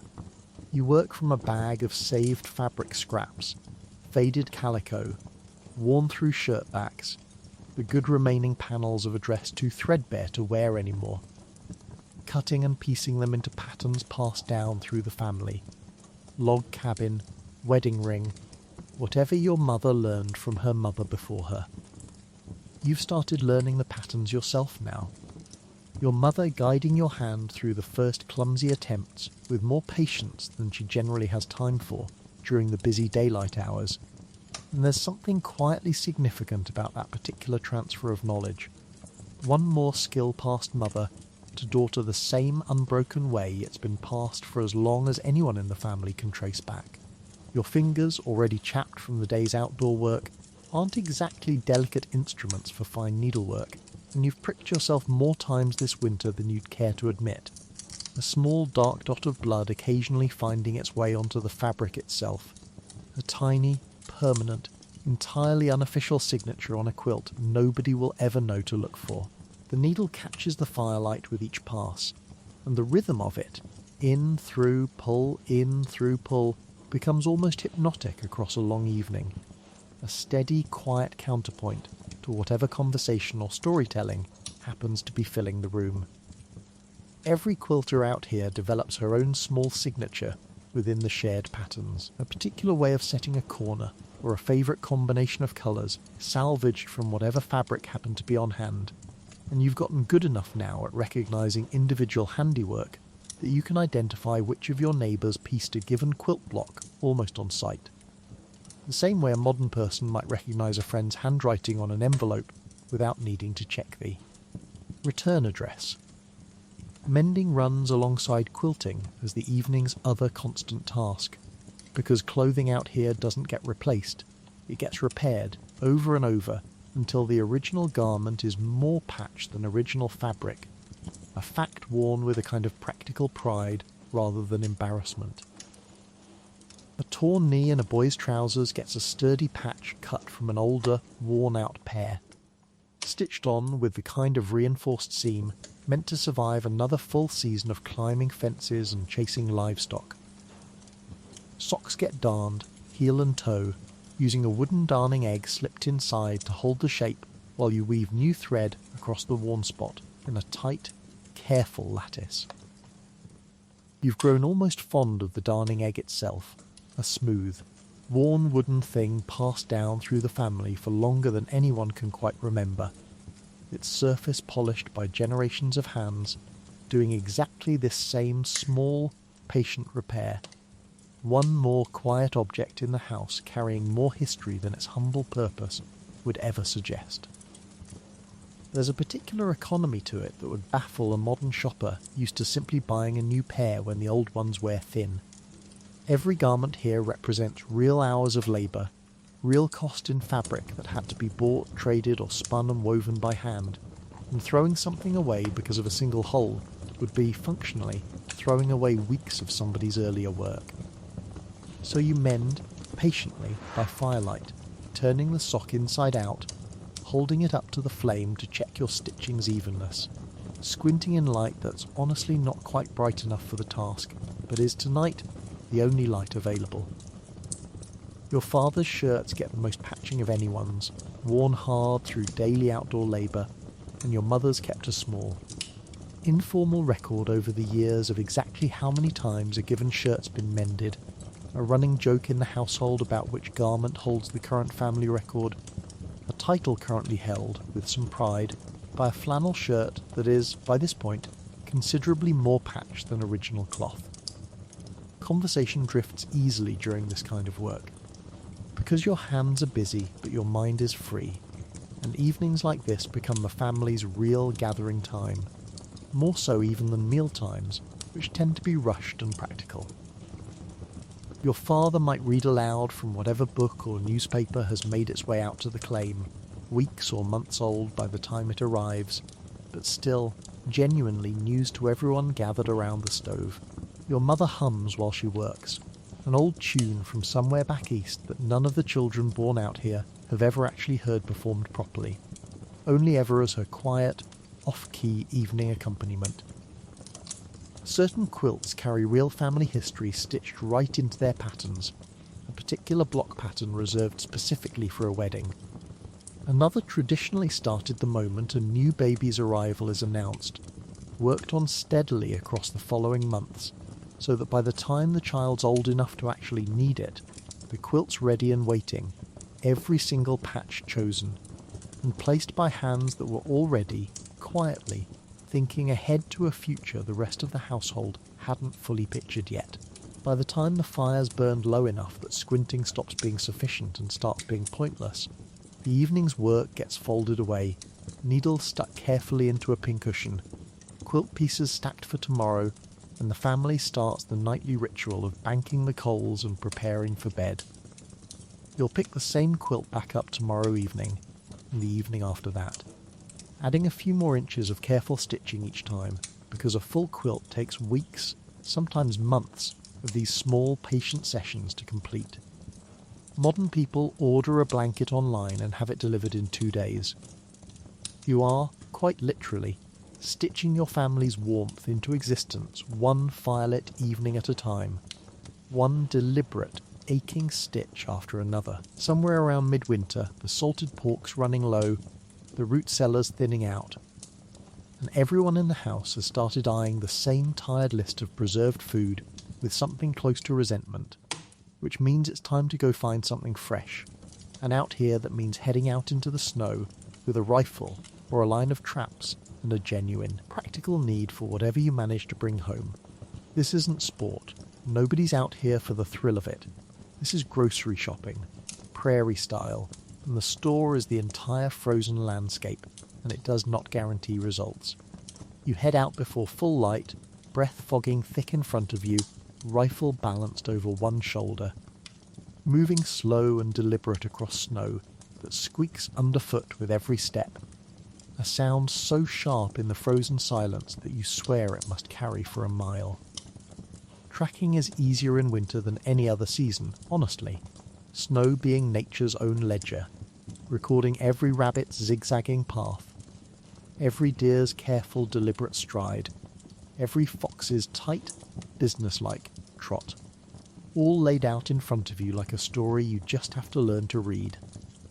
You've gotten good at it, out of necessity, distinguishing a fresh track from an old one by the crispness of its edges, judging how recently an animal passed by how much new snow has settled inside the print. Your breath fog's so thick in the cold that you've learned to time your movements between exhales when a shot actually matters, holding still through the cloud of your own vapour so it doesn't spook whatever you finally, patiently manage to line up in your sights. One more small adjustment among the dozens winter demands of anyone hoping to bring something home. Rabbits and prairie chickens make up the bulk of most winter hunting, small enough to be practical, plentiful enough to actually find with regularity, and lean enough that they won't overwhelm a household's ability to use the meat before it spoils. Deer, when you're lucky enough to find and take one, represent a genuine windfall. Real substantial meat that can be smoked and preserved to stretch for weeks, and the whole family treats a successful deer hunt with something close to celebration, because it means real relief from the monotony of salt pork and cornmeal. Prairie chickens, in particular, cluster in the shelter of tall grass or brush during the coldest stretches, conserving heat in tight huddled groups, and a hunter who's learned to read the subtle signs of a covey's presence, a slight depression in the snow, a scattering of tracks converging toward one sheltered spot, can sometimes take several birds from a single well-placed approach, a small, efficient windfall that makes the whole cold, patient morning worthwhile in a single stroke. Trap lines get checked daily, regardless of weather, because an animal caught overnight and left too long is an animal wasted, either to spoilage or to some other hungry predator getting there first. You walk the line methodically, checking each set snare or steel trap along the creek bottom or fence rows where rabbit trails run thick, resetting the ones that sprung empty. Collecting whatever's caught, and doing your level best not to think too hard about the actual process, because there's a particular unsentimental practicality required for this work that took real time to develop, especially as a child first learning it.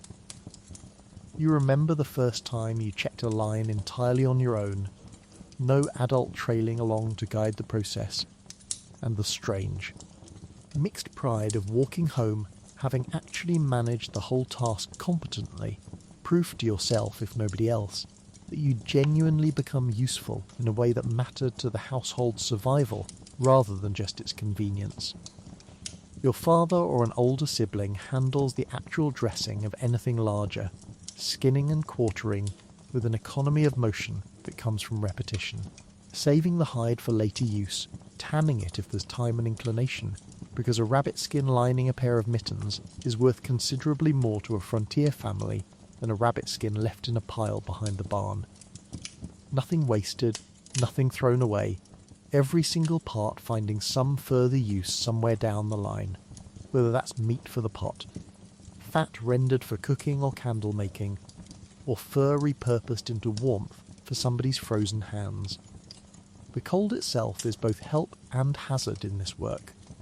It preserves meat almost instantly, meaning a rabbit taken in the morning can hang safely in an unheated shed all day without spoiling, a natural refrigeration system requiring no ice cutting or cellar space at all. But it also means every hunting trip carries real risk, hands going numb around a trigger, feet losing feeling inside boots after an hour of standing, motionless, waiting for movement in the brush. And more than one homesteader has come home from an unsuccessful hunt with mild frostbite as the only thing to show for the effort, a genuinely bad trade by any measure.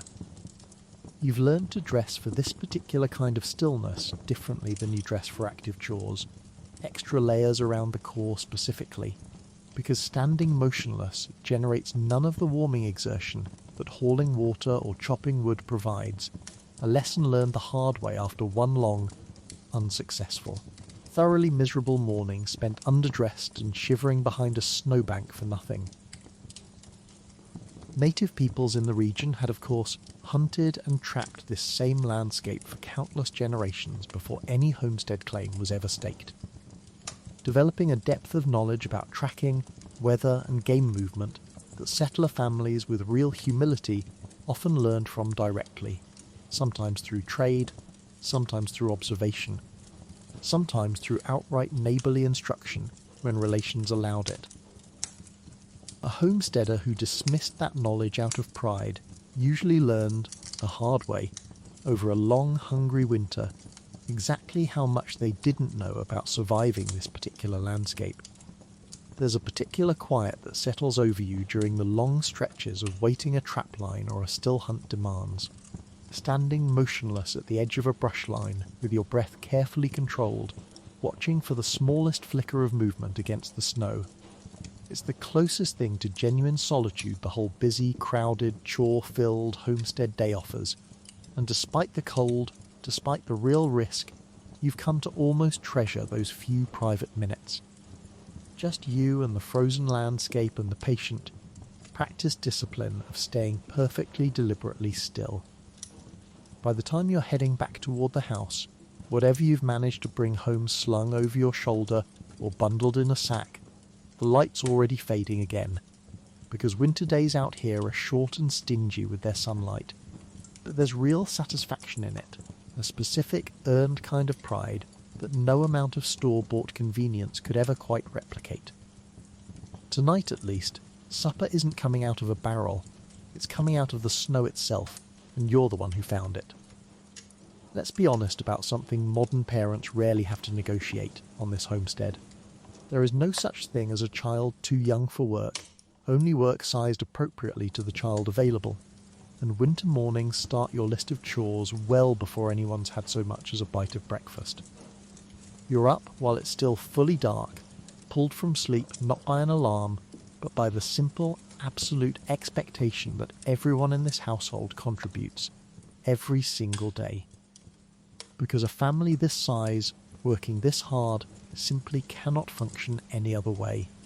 Your first job, most mornings, is the kindling, gathering an armload of twisted hay or dried corn cobs from the fuel box and feeding them carefully into the stove your mother's already coaxing back to life. Small hands working with practiced precision to build the fire back up from banked coals without smothering it, or worse, burning yourself in the process. You've done this so many times you barely think about the individual steps anymore, muscle memory taking over while your mind's still half asleep. And there's a real, quiet pride in being trusted with fire at an age when children back east are still being warned away from matches entirely. You remember the exact morning your mother first stepped back and let you manage the whole rebuilding process alone, watching from the corner rather than guiding your hands, and the strange, grown-up thrill of it, knowing the whole household's warmth for the day genuinely depended, just this once, entirely on you getting it right. After the fire, it's outside, however cold, however dark, to help with the animals. Because a 6-year-old can carry a small bucket even if they can't yet swing a hatchet through pond ice. And every small task handled by the youngest children frees up an adult's hands for something heavier. You might be the one responsible for the chickens specifically, scattering feed, checking the coop door held tight against the wind, collecting whatever eggs the hens manage to produce despite the cold, cracked knuckles working fast, because lingering out there any longer than necessary is its own kind of misery. You've learned a specific trick for the eggs too, tucking each one briefly inside your mitten against your palm the moment you find it. Because an egg left too long against frozen straw can crack from the cold alone before it ever makes it back to the kitchen. A small loss that feels considerably larger when every single egg is genuinely individually accounted for in your mother's weekly reckoning. Older children take on correspondingly heavier work, hauling water, breaking ice at the trough, helping muck out the livestock shelter, tasks requiring real strength and real tolerance for cold, that simply can't be asked of a smaller child yet. There's a natural, unspoken hierarchy to it, chores handed down and reassigned as each child grows capable of more. The family's entire operation shifting and adjusting like a small, constantly evolving machine, everybody's contributions scaled to exactly what they can manage. You track your own progress up that ladder the way a modern child might track progress through school grades. Each newly trusted task, a small private milestone, graduating from egg collecting to water hauling to, eventually, the genuinely adult responsibility of handling the livestock alone, each step marked less by ceremony than by the simple, quiet fact of a parent no longer double-checking your work. And here's the part that would genuinely alarm a modern observer. None of this is treated as unusual or particularly hard by the children doing it. You've never known anything different. Chores before breakfast are simply what mornings are. The same way modern children assume school starts at 8 and homework happens after dinner. You compare notes with the neighbour children occasionally, whose winter mornings look almost identical to yours, and there's no particular sympathy exchanged over it, just a kind of shared, matter-of-fact understanding that this is simply what winter requires of everybody, adults and children alike. It's only much later, hearing a visiting cousin from a city back east describe her own considerably gentler mornings, that you start to understand your own childhood as anything other than perfectly ordinary. A realization that arrives less as resentment than as a kind of quiet. Bemused curiosity about how differently the exact same word, morning, can apparently be lived. There is admittedly real danger in expecting so much of small children in weather this unforgiving, and every homesteading family has at least one story, told carefully and usually much later, about a close call. A child who stayed out too long, who lost feeling in fingers or toes before anyone noticed, who wandered slightly too far chasing an escaped chicken and had to be found and warmed by the fire, shaking, before real harm set in. Parents watch closely, more closely than the constant stream of chores might suggest. Calling children in the moment, lips start going pale, or shivering turns from mild to serious, because the whole system depends on everyone staying healthy enough to keep working. Breakfast, when it finally arrives, feels genuinely earned in a way that's hard to fully explain to anyone who's never worked before eating. Cornmeal mush or leftover biscuits, maybe a bit of the morning's fresh milk if the cow cooperated, and it disappears fast.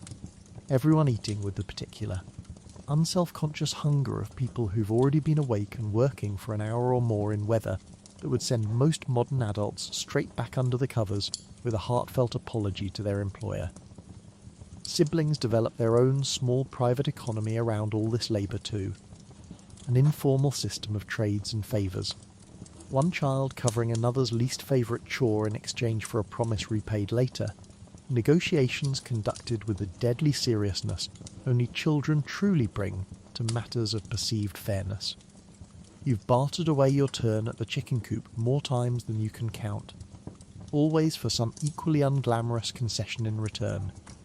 A whole functioning shadow economy running underneath the household's official chore assignments that neither parent has ever fully caught on to, or perhaps simply chooses, wisely, not to interfere with. By the time you're finally settling in for whatever the rest of the day holds, whether that's the walk to school, or more chores, or, if you're lucky, a rare quiet hour indoors, you've already put in what amounts to a genuine morning shift of labour, unpaid, unquestioned, and utterly essential to the household's survival.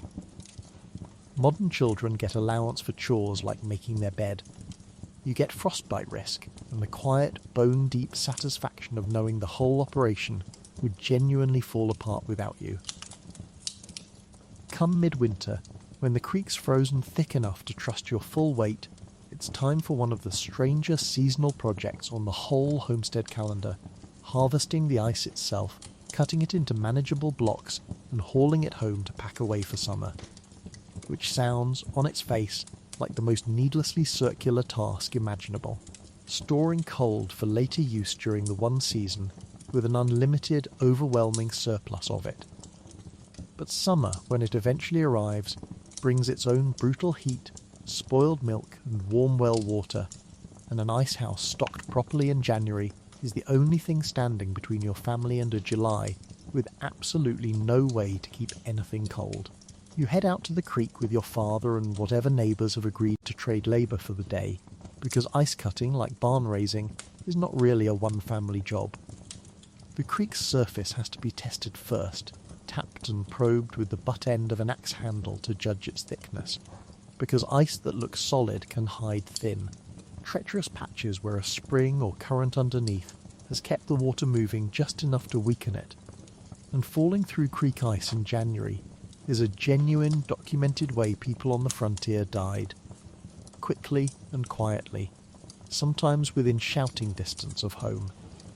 Your father walks the whole stretch first, alone, before letting anyone else set foot on it, testing as he goes with slow, deliberate steps and the flat of the axe, and you've watched him do this enough winters now to recognise the specific, careful posture he adopts.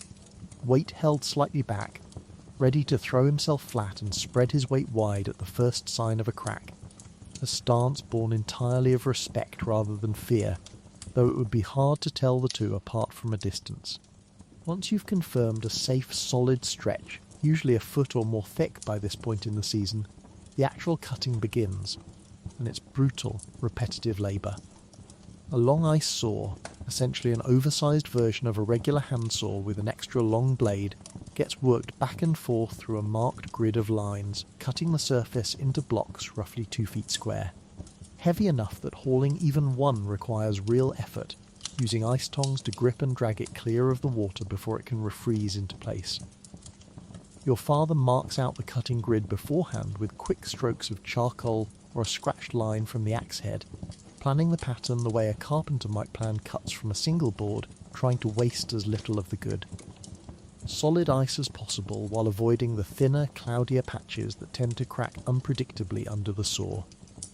Getting this part wrong means a wasted afternoon, and a block that shatters the moment you try to lift it clear, so nobody rushes this step, however much the cold is currently arguing for exactly the opposite approach. The work is loud in a way you don't expect, the saw grinding through ice with a deep, resonant scraping sound that carries strangely across the flat, frozen landscape, punctuated by the occasional sharp crack of a block finally breaking free. Your hands, wet from splashed creek water despite every precaution, go numb within minutes, and everyone working the ice harvest develops a particular rhythm of saw, drag, warm hands briefly against your chest, saw again, because stopping entirely isn't an option, but neither is working through fully frozen fingers without occasional relief.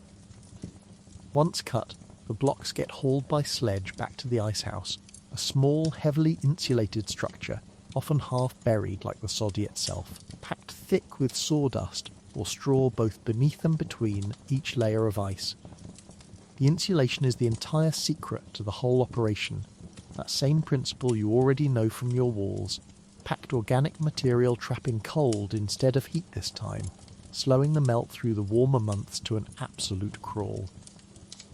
A well-packed ice house, tended properly, can keep ice solid clear through August, an achievement that would genuinely astonish anyone who's never seen it done.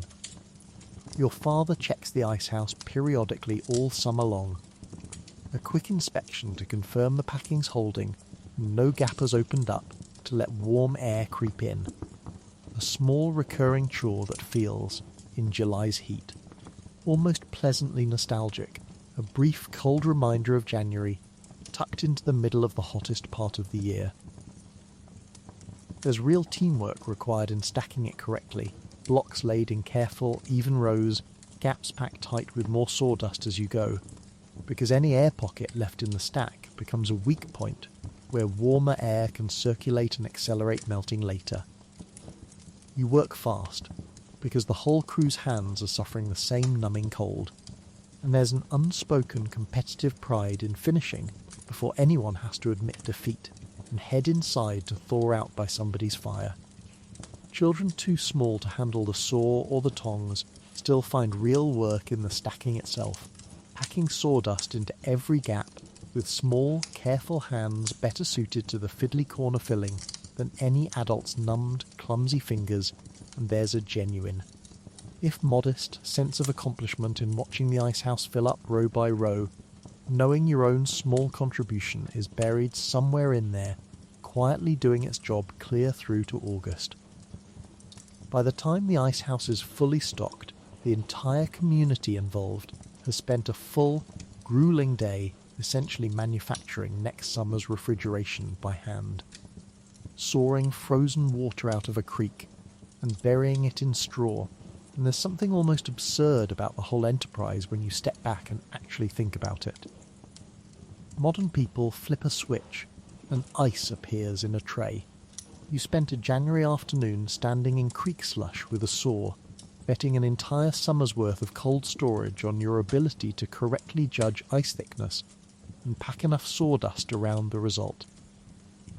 Your father keeps a rough tally of how many blocks the family's cut compared to previous years, comparing notes with neighbours doing the ice harvest on their own stretch of creek, a small. Friendly rivalry over who managed the thickest, cleanest cuts that everyone takes considerably more seriously than the stakes would seem to justify, though out here, honestly, most things that break up winter's monotony earn that same disproportionate enthusiasm. There's an odd, specific beauty to the whole operation too, one you notice despite the numbing cold and aching arms. Sunlight catching the freshly cut blocks and throwing back a deep, almost impossible shade of blue-green from within the ice itself.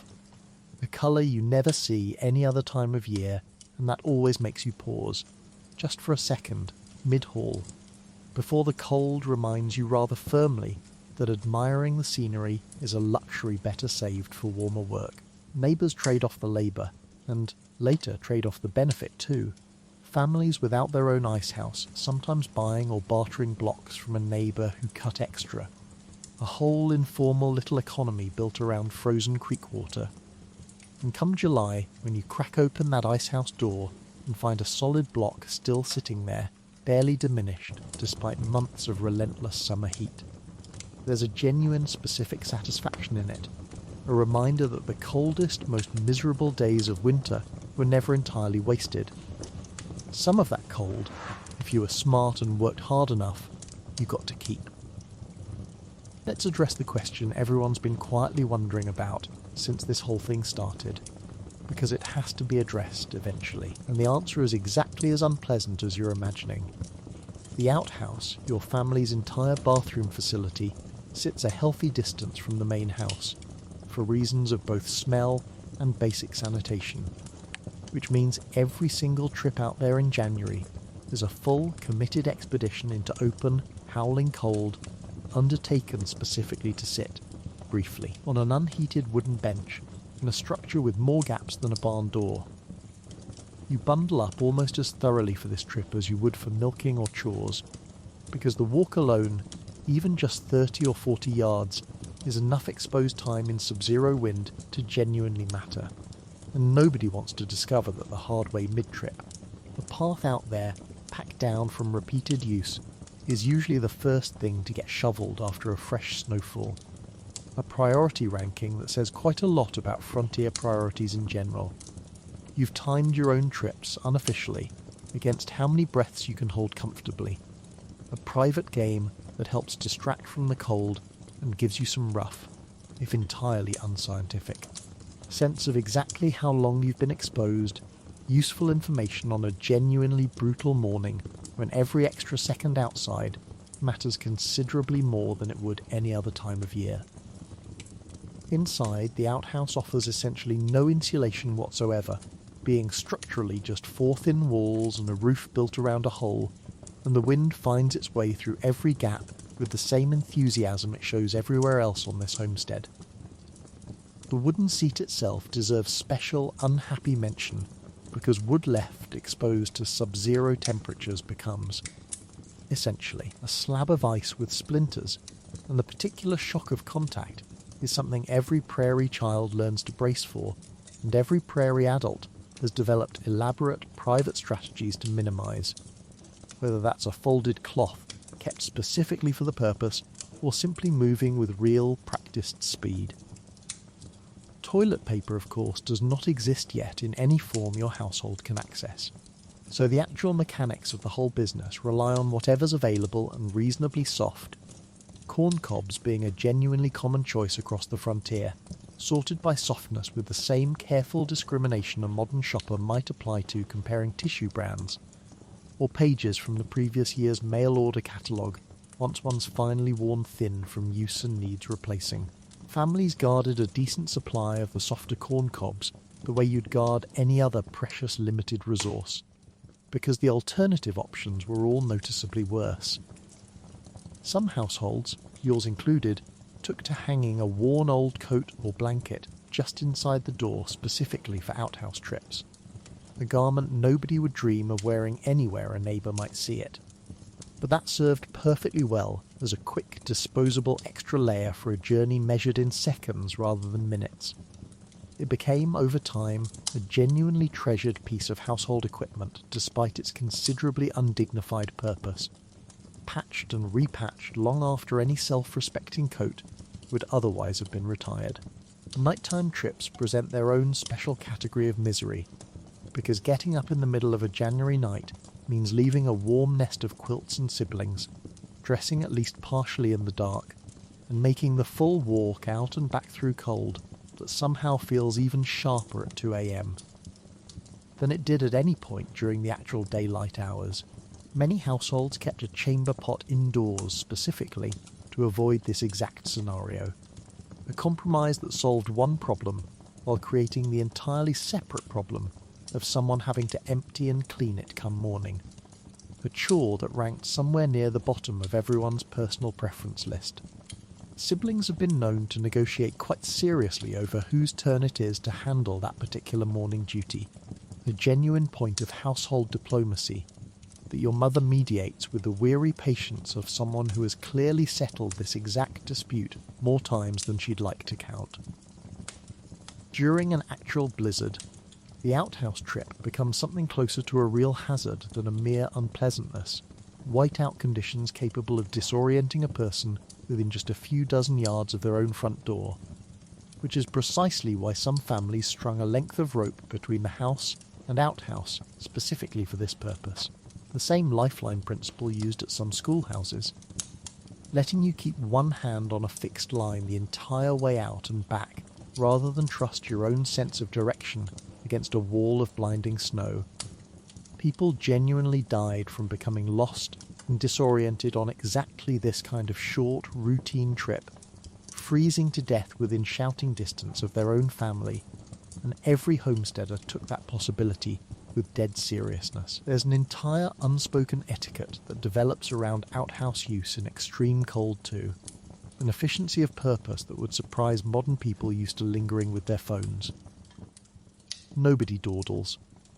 You go, you finish, you leave, the whole enterprise conducted with the brisk, no-nonsense speed of someone genuinely racing the cold, rather than any particular concern for the next person waiting. Multi-family outhouses, on the rare claims that shared one, developed something close to a rotating schedule during the worst weeks, an arrangement negotiated with a seriousness usually reserved for far more dignified matters. You've noticed that even the walk itself becomes a small negotiation with the weather, timing your trip for whatever brief lull the wind offers, watching the sky the way a sailor might watch for a break in a squall, a level of tactical planning that would strike a modern person as wildly excessive for what amounts to an ordinary bodily function, and that you have come to accept as simply one more unremarkable calculation folded into an unremarkable day. Every household seems to develop its own private mythology around the whole subject too, jokes told just quietly enough not to scandalise company, a specific family record for fastest recorded trip that gets referenced with mock reverence at odd moments, and a running, good-natured rivalry between siblings over who can claim the most dramatic tale of a truly memorable January outhouse experience. It's not glamorous material for a family history, but it's honest, and honestly, It's some of the only genuinely funny material this particular season ever generously provides free of charge. And when you finally make it back inside, stripping off your outer layers and pressing your hands toward the stove, there's a specific universal relief in it that transcends every single social class and time period in human history. The pure, uncomplicated gladness of being warm again after being extremely cold for a necessary but genuinely unpleasant reason. Modern indoor plumbing gets taken entirely for granted by people who have never once had to time their bathroom trips against an approaching prairie whiteout. You will never, ever make that mistake, mostly because you don't currently have the option. There's a particular day, usually the first hard freeze of the season, when the whole family knows without needing to be told that today is hog butchering day, because cold weather is precisely what makes this entire operation possible, keeping the meat from spoiling during the hours of processing that follow and providing the natural refrigeration your family will rely on for the next several days while everything gets properly cut, salted and hung. This is one of the biggest, most important labour days of the entire homestead year, and every single family member old enough to hold a knife or carry a bucket has a role in it.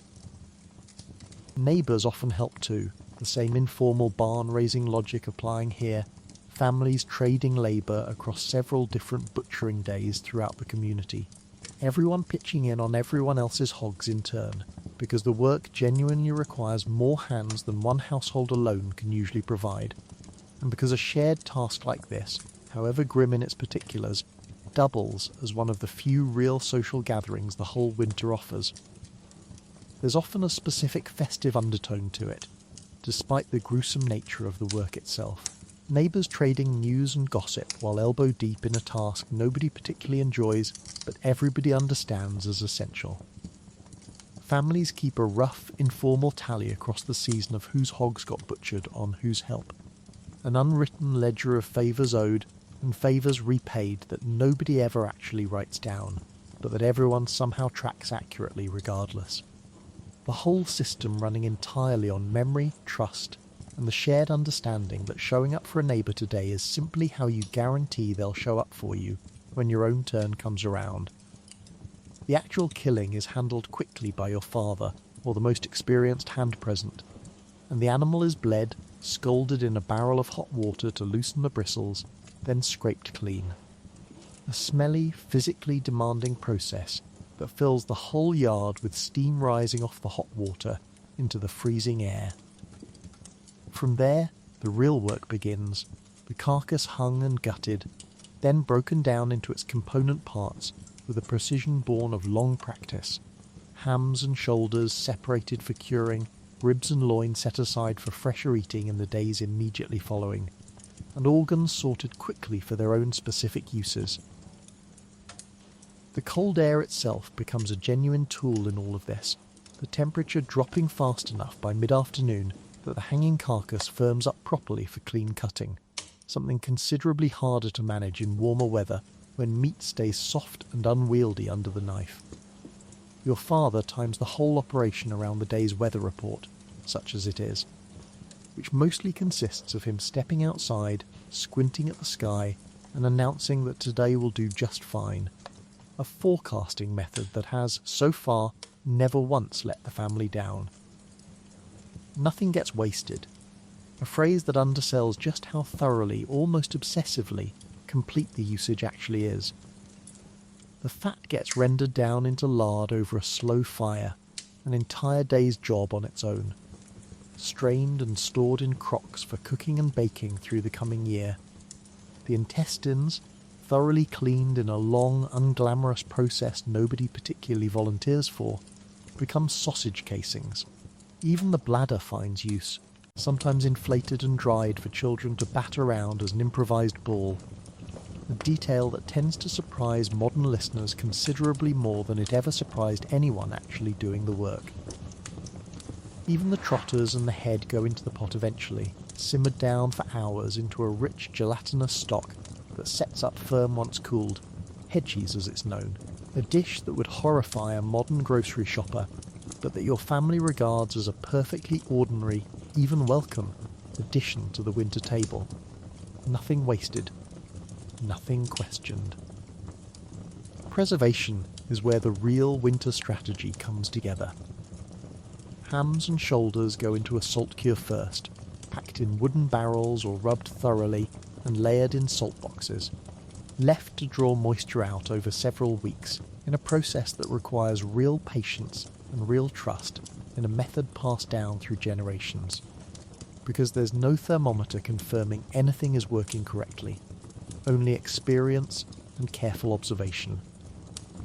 After the salt cure, much of the meat moves to the smokehouse, hung over a low, smouldering fire of hickory or whatever suitable wood's available, smoking for days, sometimes over a week, until it's cured through enough to hang safely without refrigeration for months. The smell of it, thick and rich, hangs over the whole homestead for that entire smoking period. A genuinely appealing aroma that stands in sharp, welcome contrast to most of winter's other, less pleasant smells. And there's something almost ceremonial about checking the smokehouse each day, adjusting the fire, judging the colour and texture of the developing cure by lantern light.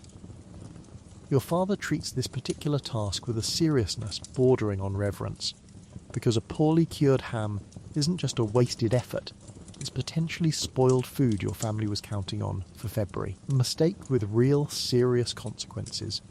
Sausage making rounds out the day's work, trimmings and scraps ground and seasoned with whatever spices the household has on hand, sage and pepper if you're fortunate enough to have them, stuffed into those cleaned casings and either smoked alongside the larger cuts or fried fresh for that evening's supper. A genuine, well-earned reward after a full day of exhausting, unglamorous labour. There's a particular satisfaction in that first fresh meal, everyone gathered around the table eating meat that was, quite literally, walking around the yard that same morning. A level of farm-to-table immediacy that modern restaurants would market aggressively and charge a great deal of money for. Children too young for the heavier tasks still find real roles in the day's operation, fetching water for the scalding barrel, keeping the fire beneath it fed, running messages between whoever's working the carcass and whoever's managing the smokehouse further off. And there's a particular rite of passage quality to the first year a child's finally trusted to help with the actual cutting rather than just the fetching and carrying, a milestone discussed with real pride at supper that evening, right alongside the fresh sausage. By evening, the yard's been cleaned, the smokehouse is working steadily through the night, and the family's food security for the coming months has taken a real substantial step forward. It's exhausting, occasionally grim, and absolutely essential work. The kind that modern grocery shopping households never have to contemplate, let alone perform with their own two hands in freezing weather. But there's real pride in it too. The specific pride of a family that looked at winter's coming hunger and quite literally met it head-on with a knife, a salt barrel, and a whole lot of patient smoke. Winter evenings bring their own quiet, smelly industry, and today it's candle and soap making, two projects that happen to share the exact same raw material, which is convenient. Because that raw material is rendered animal fat, specifically the leftover tallow saved and stored from the last butchering, and using it efficiently across both projects is simply good household economy. You've set a large pot simmering on the stove, fat slowly melting down into a clear, faintly odorous liquid, and the whole house takes on that particular greasy, meaty smell that you've long since stopped noticing, but that any visiting relative comments on within about 30 seconds of walking through the door. You've grown so used to it, in fact, that a house without that faint tallow smell now strikes you as slightly, indefinably wrong, the way a modern person might feel walking into a kitchen with no smell of coffee at all. Candles come first usually because they're more urgent, and your family's evening light depends entirely on having enough of them to last through the darkest months, when daylight shrinks to barely 8 or 9 hours and everything after supper happens by whatever flame you can keep burning. You do a rough count each autumn. tallying how many candles the household burned through the previous winter, and adjusting this year's batch accordingly, a small annual exercise in household budgeting that carries real consequences if you guess wrong. Because there's no corner store to run to at 9 p.m. in February when the last candle finally gutters out. The traditional method involves dipping, and it is exactly as repetitive and patience testing as it sounds. A length of twisted cotton or linen wicking gets tied to a stick, dipped into the melted tallow, pulled out, and set aside to cool and harden for a minute before dipping again. Layer after layer building up slowly around the wick until the candles reached a usable thickness. You might have a dozen or more wicks going at once, hung from a rack or simply a broom handle balanced between two chairs, working your way down the row, dip, cool, dip, cool, in a rotation that takes hours to produce even a modest batch. Your arms aching from the repeated motion and your hands smelling like rendered fat for days afterward no matter how thoroughly you scrub them. Some households owned a proper candle mould, a set of metal tubes that let you pour the tallow in around a centred wick and produce several uniform candles at once. A genuine labour-saving upgrade that families guarded and lent out carefully among neighbours, much like a modern household might treat a particularly good stand mixer.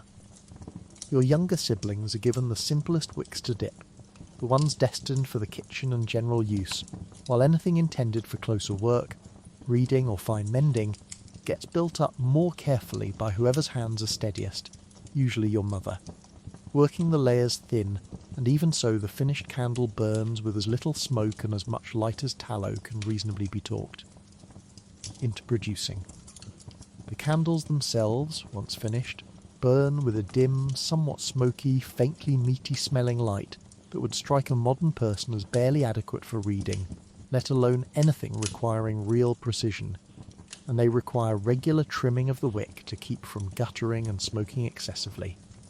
But they're what you've got, and after months of practice reading and sewing by their light, your eyes have adjusted to standards that would genuinely astonish someone accustomed to electric lighting. You ration them carefully too, same as everything else, because a winter's supply has to actually last the winter, and running short in February with no way to make more until the next butchering is a real specific anxiety every household budgets against. Soap making follows a similar path, but adds a second key ingredient, lye, produced by slowly dripping water through a barrel of hardwood ash saved specifically for this purpose all year. The resulting liquid caustic enough to require genuine caution in handling, strong enough to burn skin if you're careless with it. Combined with rendered fat in careful proportion and cooked down slowly, the mixture eventually thickens and, through a chemical process nobody in the household could fully explain, but everybody trusts because it's worked every single time before, transforms into actual soap. You test the lye's strength the old way, the only way available, floating a fresh egg or a small potato in the liquid and judging its readiness by how the object rides. A method passed down without any real scientific explanation attached, but reliable enough that nobody's ever thought to question it, least of all you, standing there with cold, faintly stinging hands, watching a potato bob in a bucket of caustic ash water. The process demands real attention, because lye that's too strong or too weak throws off the whole batch, leaving you with soap that's either harsh enough to damage skin and fabric, or too soft and greasy to be genuinely useful. And there's no thermometer or precise measurement involved, just experience, careful observation of how the mixture looks and moves in the pot, and a fair amount of inherited intuition passed down from whoever taught your mother, who learned it from whoever taught her. Getting it wrong means a wasted batch of hard-won tallow and ash, a real cost that makes every soap-making day carry genuine stakes. Once it's reached the right consistency, the soap gets poured into shallow wooden frames or trays to cool and firm up, then cut into usable bars once it's set enough to hold its shape, left to cure further over the following weeks until it's mild enough for actual use on skin, rather than just scrubbing floors and laundry. Herbs or dried flower petals, if you've got any saved from summer, sometimes get worked in for a bit of scent, a small, appreciated luxury in a household that otherwise smells overwhelmingly of wood smoke, livestock and rendered fat. There's a particular satisfaction in the finished candles lined up along a shelf, uneven in thickness. Slightly lumpy where the dipping wasn't perfectly even, but entirely, unmistakably yours, made from an animal your own family raised and butchered, lit each evening to illuminate work your own family's hands are doing. Modern manufacturing would call the results inconsistent. Your household calls it Tuesday and burns them without a second thought. By the time both projects wrap up for the evening, your hands are raw from the lye and greasy from the tallow. The whole house smells like an entire winter's worth of candle wax and soap production happening simultaneously. And you've got a genuine, tangible stockpile to show for it. Stacked candles and curing soap bars that represent real, essential household infrastructure your family manufactured entirely from scratch, using nothing but leftover fat, wood ash, and a whole lot of patient, smelly labour. Modern people buy candles scented like autumn pumpkin spice for decorative ambience. You made yours so you could see well enough to mend socks after dark, and honestly, that feels like the better use of the technology. Let's talk about the specific terror of a prairie blizzard, because it deserves its own careful explanation, given that it operates on rules no visiting Easterner would ever think to expect. Back east, storms announce themselves, clouds building for hours, wind picking up gradually, giving you plenty of warning to finish your business and get indoors. Out here, on this flat, wide-open ocean of grass and snow, a blizzard can arrive with almost none of that courtesy, a bright, deceptively mild morning collapsing into a screaming, blinding whiteout within 20 minutes, sometimes less, the temperature dropping so fast you can feel it happening in real time against your exposed skin. You've heard the stories, and you take them seriously, because every homesteading family on this section of prairie has heard them too. Usually more than once, usually from someone who lived through one personally. The wind doesn't build gradually here so much as simply arrive, a wall of moving air and driven snow that reduces visibility from a comfortable mile down to a few feet, sometimes down to nothing at all, swallowing the horizon, the barn, occasionally even your own outstretched hand, in a matter of seconds. The temperature can plunge 20, 30, even 40 degrees within an hour, turning a merely cold day into something that kills. Your mother keeps a particular, almost superstitious habit of glancing at the sky every single time she steps outside. Regardless of how the morning looked when she last checked it, a small automatic ritual that costs nothing and has, more than once over the years, given the family just enough extra warning to get everyone and everything battened down before the worst of a storm actually arrived. The first sign, if you're paying close enough attention, is usually a peculiar stillness, a held breath quality to the air just before the wind hits, followed by a visible wall of white advancing across the open ground toward you, moving faster than seems physically reasonable. Experienced homesteaders develop an almost superstitious respect for that particular quiet, dropping whatever task is in hand and heading for shelter immediately, because the gap between noticing the warning sign and losing all visibility can be shockingly, dangerously small. You felt that stillness settle over the yard yourself, just once, and dropped a half-filled water bucket without a second thought the moment you recognised it, an instinct that, in hindsight, probably saved you a genuinely dangerous walk home. Every family out here maintains an unspoken blizzard protocol, drilled into every member from childhood, because the actual statistics are grim enough to demand it.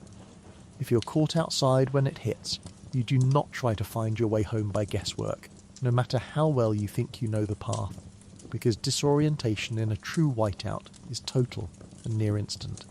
The ground and sky blending into the same featureless white, all sense of direction gone within a few dozen confused, panicked steps. More than one homesteader has frozen to death within shouting distance, sometimes within actual sight, of their own front door, having simply lost the ability to tell which direction that door was in. Every family drills a simple head count routine the moment weather turns threatening. Someone calling names aloud, someone else confirming. A habit so ingrained by now that it happens almost automatically the instant the wind starts sounding wrong. No discussion required. Just names called into the growing dark until everyone's accounted for. The safest option, grim as it sounds, is often simply staying put. Digging in wherever you happen to be, even if that means burrowing into a snowbank or hunkering against the leeward side of whatever solid structure you can find. And waiting the storm out, rather than risking a blind, disoriented dash towards safety that might just as easily lead you further away from it. Livestock caught out in open pasture during a blizzard tend to instinctively drift downwind, sometimes for miles, and ranchers have found whole herds afterward piled against a fence line at the far edge of their property, having walked with the wind at their backs until something finally stopped them. You've learned to watch the animals themselves as an early warning system, almost as reliable as the sky. Cattle growing restless and bunching tight together, well before any human in the family has consciously registered that something's changing. An instinct built into them long before your family ever showed up to fence in their grazing ground. Your father trusts that restlessness completely, and more than once has called an end to outdoor work purely because the herd, not the horizon, told him it was time. Inside, once everyone's accounted for and the doors barred against the wind, a blizzard becomes its own strange, suspended kind of waiting. The whole house shudders under the gusts, snow hissing against the walls with a sound like static, and the family gathers close around the stove, feeding it steadily, because a blizzard is exactly the kind of event that can last a day, 2 days. Occasionally longer, and running short on fuel mid-storm is its own serious emergency layered on top of the first one. You count heads. You count animals, mentally, worrying about whoever's out in the lean-to. You wait, because there's genuinely nothing else productive to do until the wind decides it's finished.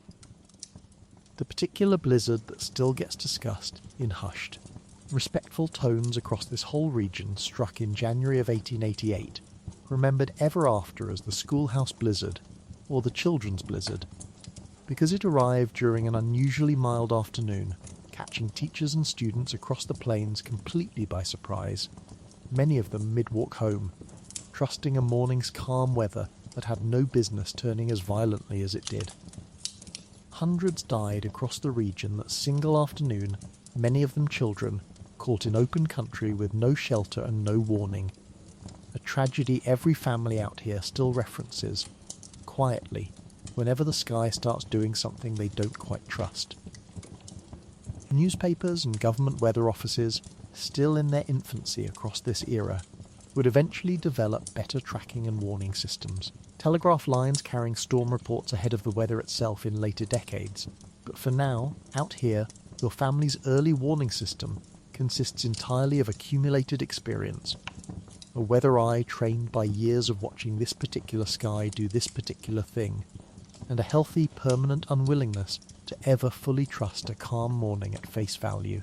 By the time an actual blizzard finally exhausts itself, the silence afterward feels almost eerie by comparison, the wind simply stopping, the world outside buried under drifts that can reshape the entire landscape overnight, sometimes burying fence lines, wagons, even whole outbuildings under snow taller than a grown man. You dig out slowly, methodically, checking on the animals first, then the neighbours, because everyone understands that the storm's true cost isn't always apparent until the count is finished. Living out here means making peace with that possibility every single winter. An uneasy peace, but a necessary one, because the alternative is a fear too large to actually function around. Every homestead worth its salt has one, a length of sturdy rope strung between the house and the most essential outbuildings. Usually the barn or livestock shelter, sometimes stretching further out to a well or the outhouse, and on an ordinary day it's such an unremarkable fixture that visitors barely notice it at all. just another piece of practical rural infrastructure hanging at waist height, along fence posts. On a blizzard day, that same length of rope becomes, without exaggeration, the single most important object on the entire property.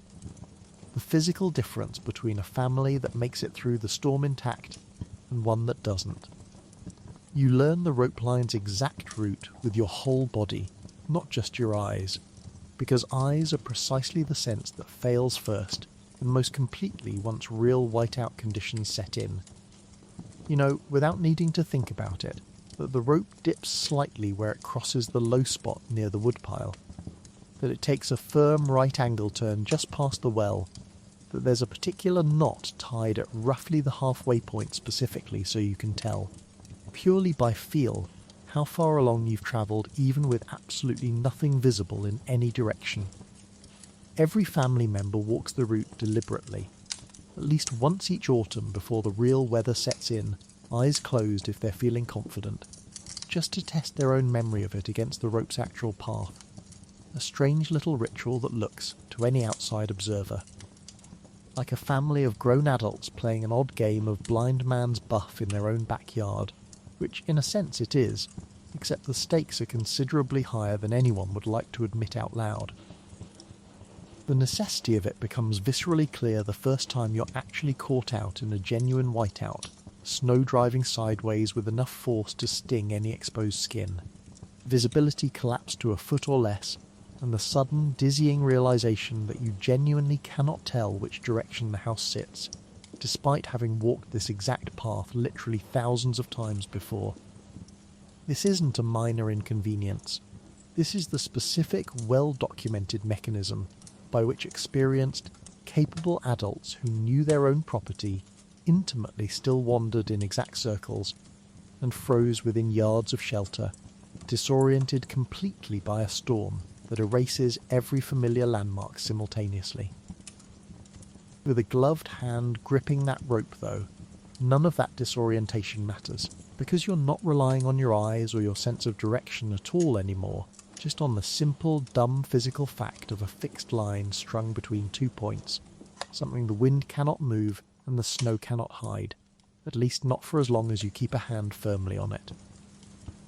You move slow, deliberate, one hand sliding along the rope while the other shields your face from the driven ice, counting your steps, feeling for that halfway knot, trusting the rope entirely over every instinct screaming that you should be able to see something, anything, by now. There's a particular discipline required to resist the urge to just look, to squint harder, to convince yourself you can make out a shape through the whiteout, because that urge, every experienced homesteader will tell you, is precisely the thing that gets people killed. You've trained yourself instead to keep your head down, your eyes nearly shut, and your whole trust placed entirely in a length of rope that has never once, in your family's memory, actually failed anyone who held onto it properly. Livestock chores during a blizzard genuinely cannot wait, whatever the weather's doing, because an animal shelter needs checking, feed needs distributing, and a family that lets its animals go unattended through a multi-day storm risks losing them entirely to cold or thirst. So the rope line gets used constantly during the worst weather, back and forth, every trip out to the barn, a small, serious undertaking requiring the same careful, deliberate technique every single time, no matter how routine the destination usually feels.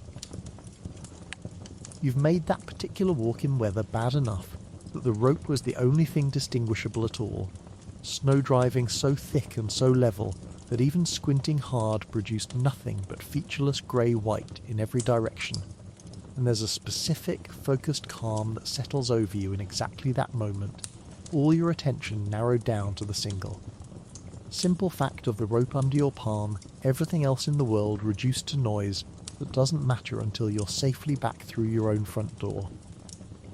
Some families extended the principle even further, tying a second rope around their own waist before heading out in the worst conditions, the other end secured to a fixed point back at the house, a second layer of insurance in case a hand slipped free of the main line in a particularly violent gust.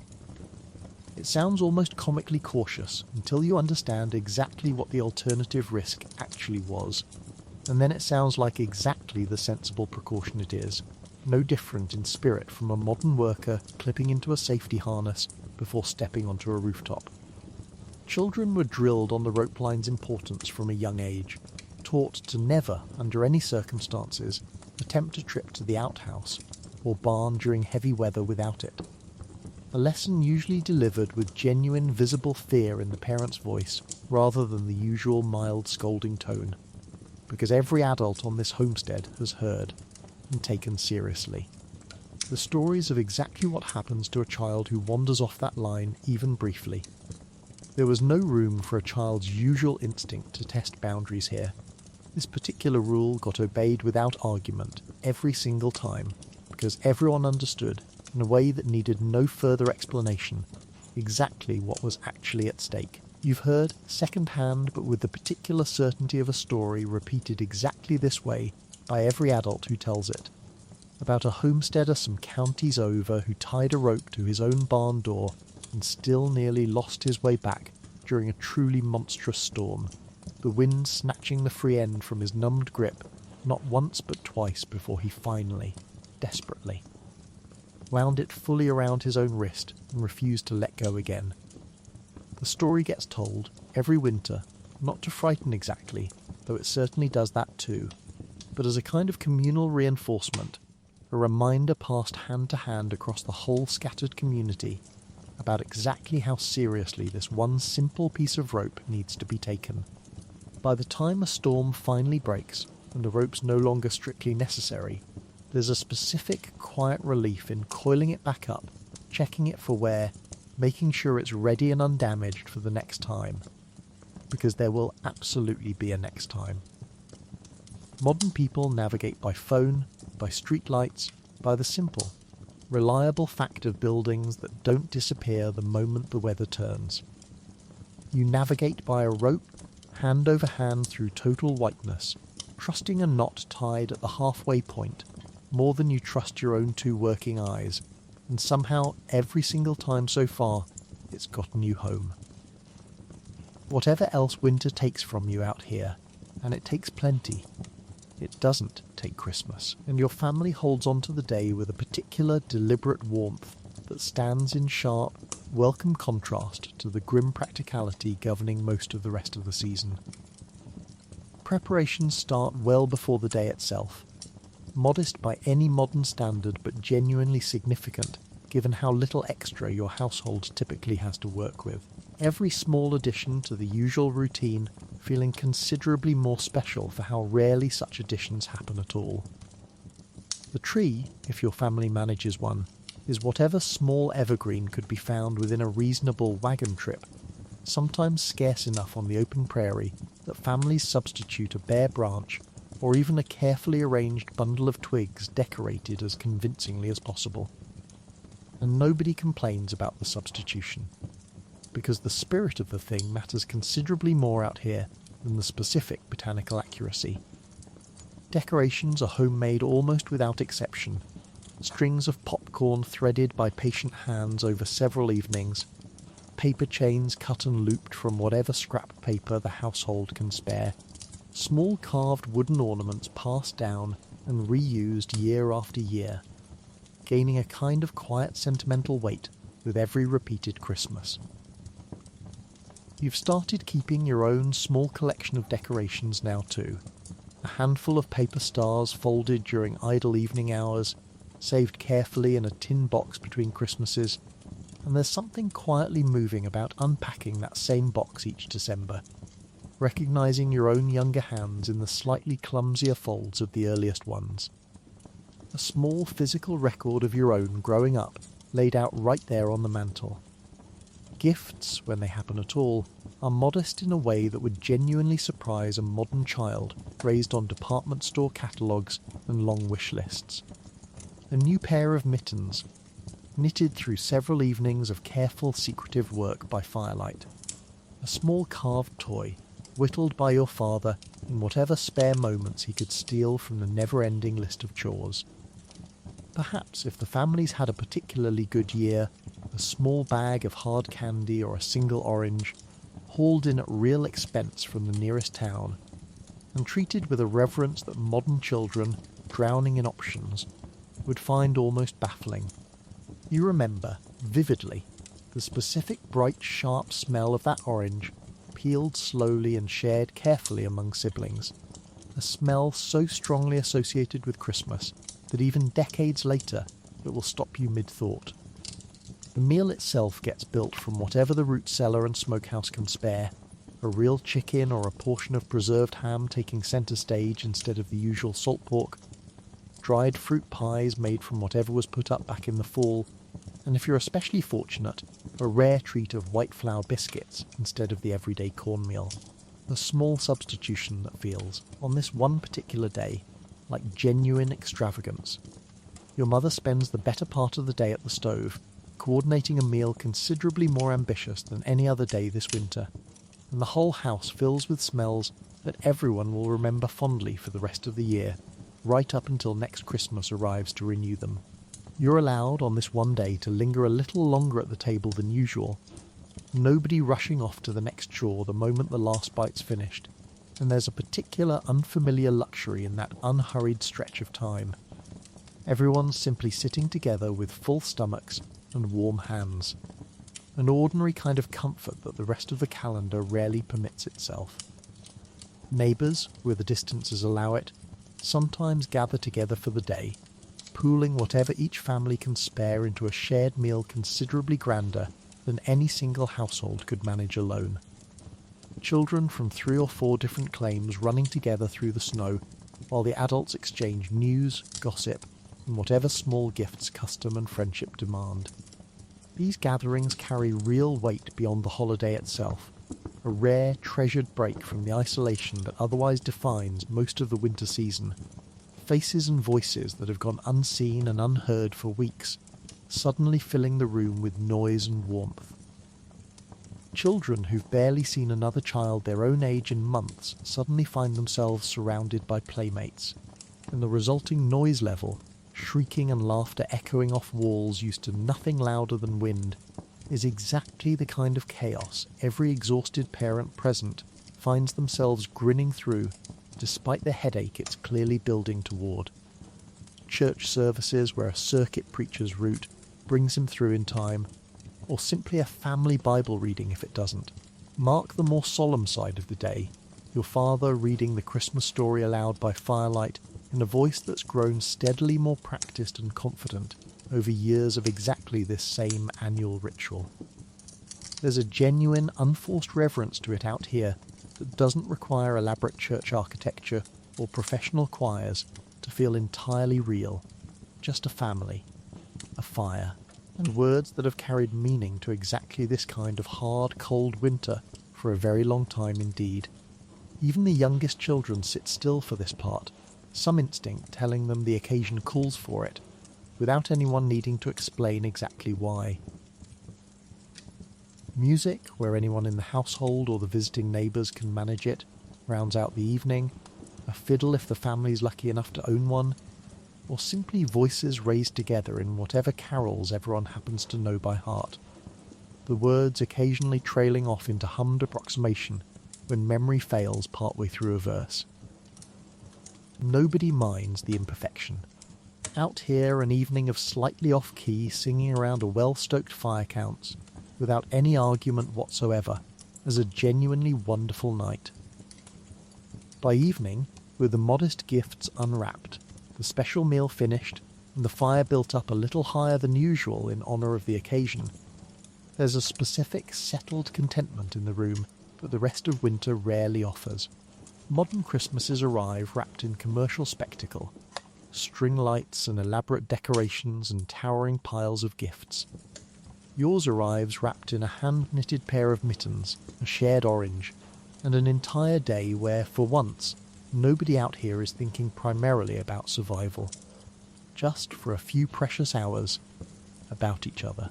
Somewhere around February, when the novelty of winter's hardships has worn thoroughly off, and spring still feels impossibly distant. A different kind of difficulty starts to settle over the homestead, one that has nothing to do with cold or hunger and everything to do with the sheer, crushing isolation of this particular life. Your nearest neighbour lives 4 miles off, an easy enough distance in September, but a genuinely serious undertaking in January. And weeks can pass, sometimes an entire month, without your family seeing another face beyond the ones already gathered around your own stove. The silence itself has a physical quality out here that's hard to properly describe to anyone who's only ever experienced the constant low hum of a crowded modern world. No traffic, obviously, but also no distant voices, no neighbouring dogs, no church bells except on the rare Sunday a circuit preacher makes it through, just wind and snow settling. And the particular creak of your own house shifting in the cold sounds so persistent and repetitive that your mind eventually stops registering them as sound at all, leaving something that feels less like quiet and more like an actual pressing absence. You've caught yourself, more than once, talking out loud to the animals purely for the sound of a voice in the room, your own included, a habit you'd never admit to a visiting stranger, but that every single member of this household privately shares and privately never mentions. The dog, at least, seems to appreciate the conversation, tilting his head at exactly the right moments as if he's following along closely, which, generously, you choose to believe he is. Frontier doctors and later writers gave this particular affliction various names, prairie madness among them, describing a real, documented pattern of depression, anxiety, and occasional genuine breakdown that settled disproportionately over homesteaders, and women in particular, isolated for months at a stretch on claims spread thin across an enormous, empty landscape. The specific combination of unrelenting hard labour, close quarters with the same small handful of people, and an almost complete absence of the social contact and variety that humans as a species generally require to stay psychologically steady, took a real and serious toll. One frontier communities were only slowly beginning to understand and take seriously. Your mother handles it, mostly through sheer discipline, and a determined insistence on maintaining small rituals that have nothing to do with survival. A specific hour set aside for letter writing, even when there's no way to actually send the letter until the road's clear. A particular hymn sung while she works, simply because singing it connects her to a version of herself from before this claim. Before this isolation, when a Sunday choir and a busy street were simply ordinary, unremarkable facts of daily life, rather than distant, treasured memories. You've caught her, more than once, pausing mid-chore to simply stare out at the empty white distance for a long moment, before shaking herself back into motion. And you've learned not to interrupt those pauses, understanding instinctively. The way children often understand things nobody explains to them directly, that she needs that brief private moment of stillness more than she needs whatever task was waiting. You notice the loneliness settling differently across different members of the household. Your father buries it in work, finding or inventing tasks even on days the weather barely allows any, because an idle hour feels to him considerably more dangerous than an exhausted one. Your older sister, closer in age to the kind of social life a proper town might have offered her, grows quiet and withdrawn for stretches at a time, staring out the small frosted window at a landscape offering absolutely nothing new to look at, day after identical day. Letters become almost sacred currency in this environment, not just for their news, which arrives weeks or months stale by the time it reaches you anyway, but simply for the physical evidence they provide that other people, in other places, still exist and still think of your family specifically. A letter from a relative back east gets read aloud at the table, then reread individually by whoever wants a private turn with it, then saved and reread again on some especially difficult evening weeks later, worn soft at the folds from handling, a single sheet of paper carrying a genuinely disproportionate emotional weight. You've taken to rereading your own favourite letters on the specific evenings when the isolation feels heaviest, a small, deliberate act of self-care nobody taught you formally, but that you've discovered works regardless. The familiar handwriting somehow making the room feel a little less empty. The silence a little less total, if only for as long as the reading lasts. Neighbours, when circumstances finally allow a visit, however brief or however far the walk or ride required, are received with an enthusiasm that would strike a modern person as almost excessive for what amounts to a fairly ordinary social call. An hour's conversation over coffee gets stretched, treasured, discussed and replayed for days afterward. Every small piece of outside news turned over and considered from every angle, because it's the only outside news you're likely to get for another several weeks at minimum. Some families lean hard into small, invented traditions, purely to break the monotony. A particular game played only on Sunday evenings, a specific story your father retells with slight embellishments every single time, until nobody's quite sure anymore which parts actually happened, and which parts have simply grown in the telling. These small rituals matter more than their modest size would suggest, providing tiny, reliable landmarks across an otherwise undifferentiated stretch of identical, silent, snowbound days. There's no easy resolution to any of this, no tidy trick that makes the isolation genuinely bearable rather than merely survivable, and every homesteading family develops its own particular strategies, some healthier than others, for simply getting through the long, silent stretch between one social contact and the next. What gets you through, mostly, is each other, however imperfectly, and the stubborn, quiet understanding that spring, whenever it finally arrives, will bring the roads back, and the visits back, and the world, slowly, creaking back open again. Until then, you endure the silence the way you endure everything else out here, because there genuinely isn't another option, and because, somehow, every single year so far, you have. Some nights, well after the fire's banked and the whole family's settled under their quilts, a sound reaches you from somewhere out past the edge of the property, a long, rising howl that starts low and climbs, joined a moment later by another voice, then another, and you lie there in the dark doing quick, uneasy math about exactly how far off that sound actually is, because distance is notoriously hard to judge with a howl carrying clean and sharp across flat, open, snow-covered ground. Wolves, and considerably more often coyotes, are simply part of the landscape out here. And winter, when their usual prey grows scarcer and hungrier animals grow bolder, is exactly when your family's livestock becomes a genuinely attractive target. Your father takes the threat seriously without treating it as a constant crisis, because a healthy respect for the actual documented pattern of predator behaviour serves the homestead considerably better than either careless dismissal or full-blown panic. Chickens, small and defenceless, get shut in tight every single night without exception.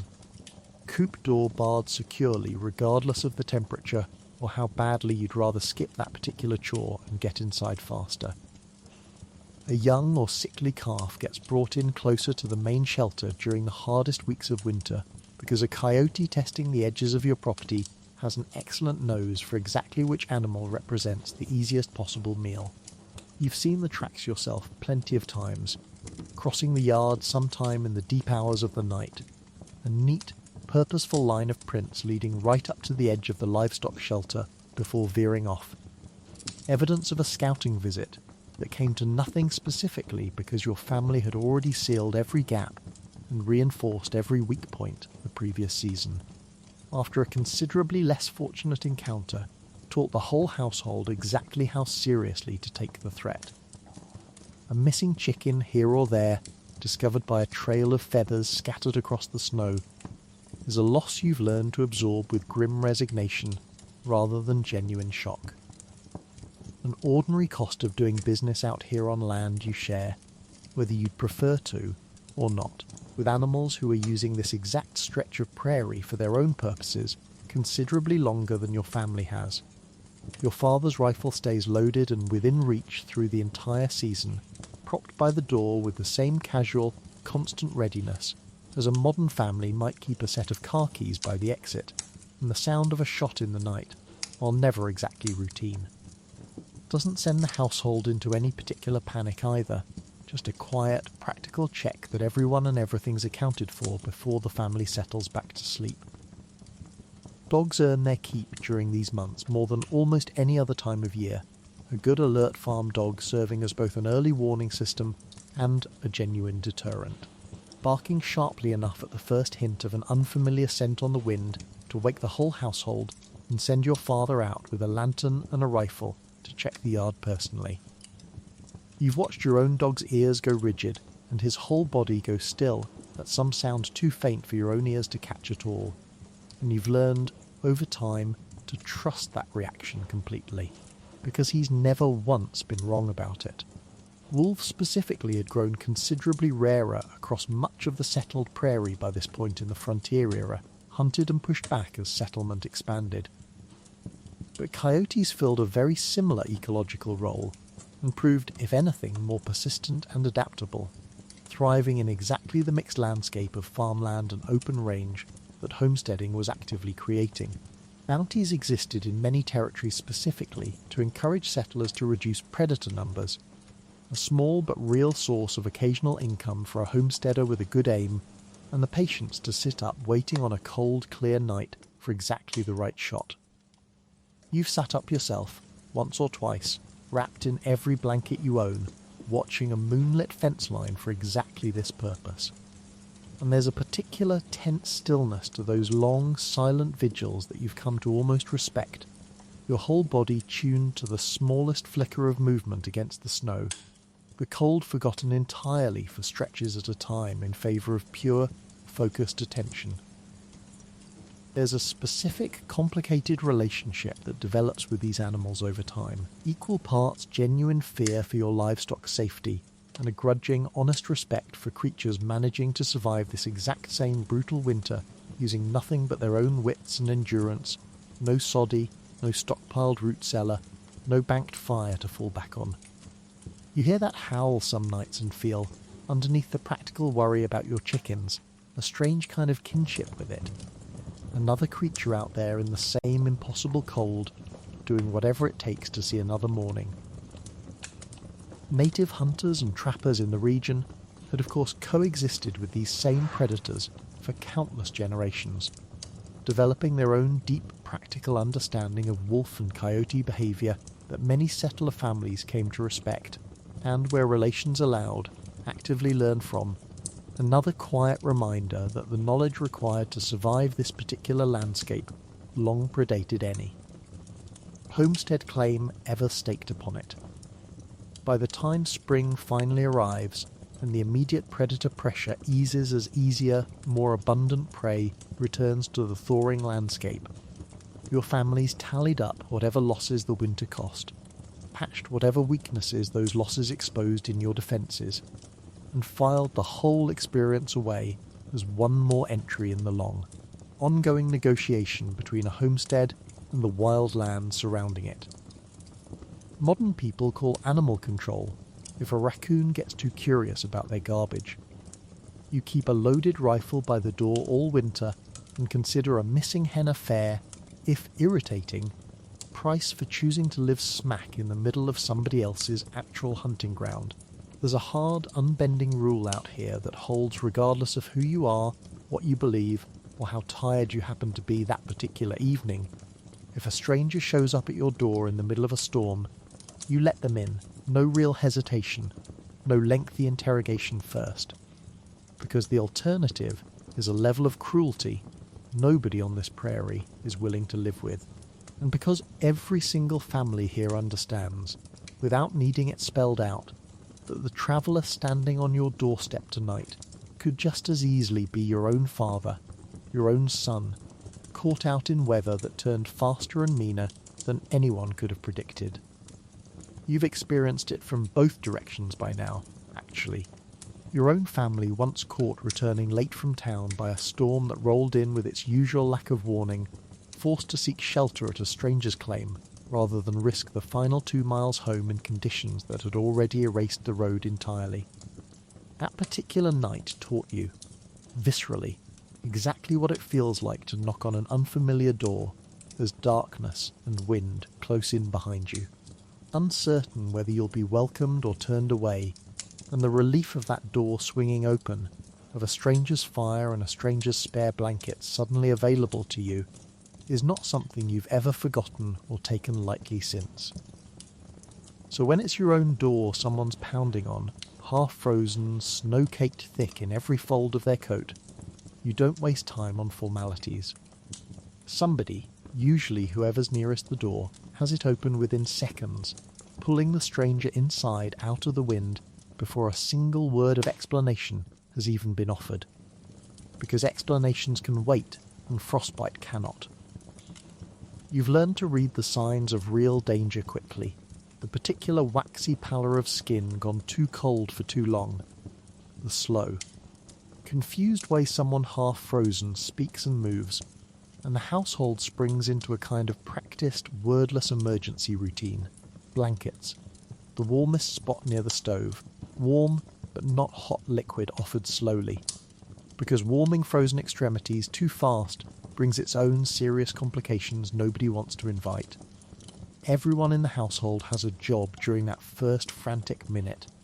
One person stripping wet outer layers, another feeding the fire higher, another fetching blankets, the whole operation running with the smooth, wordless coordination of a routine you've all quietly rehearsed in your minds without ever formally discussing it.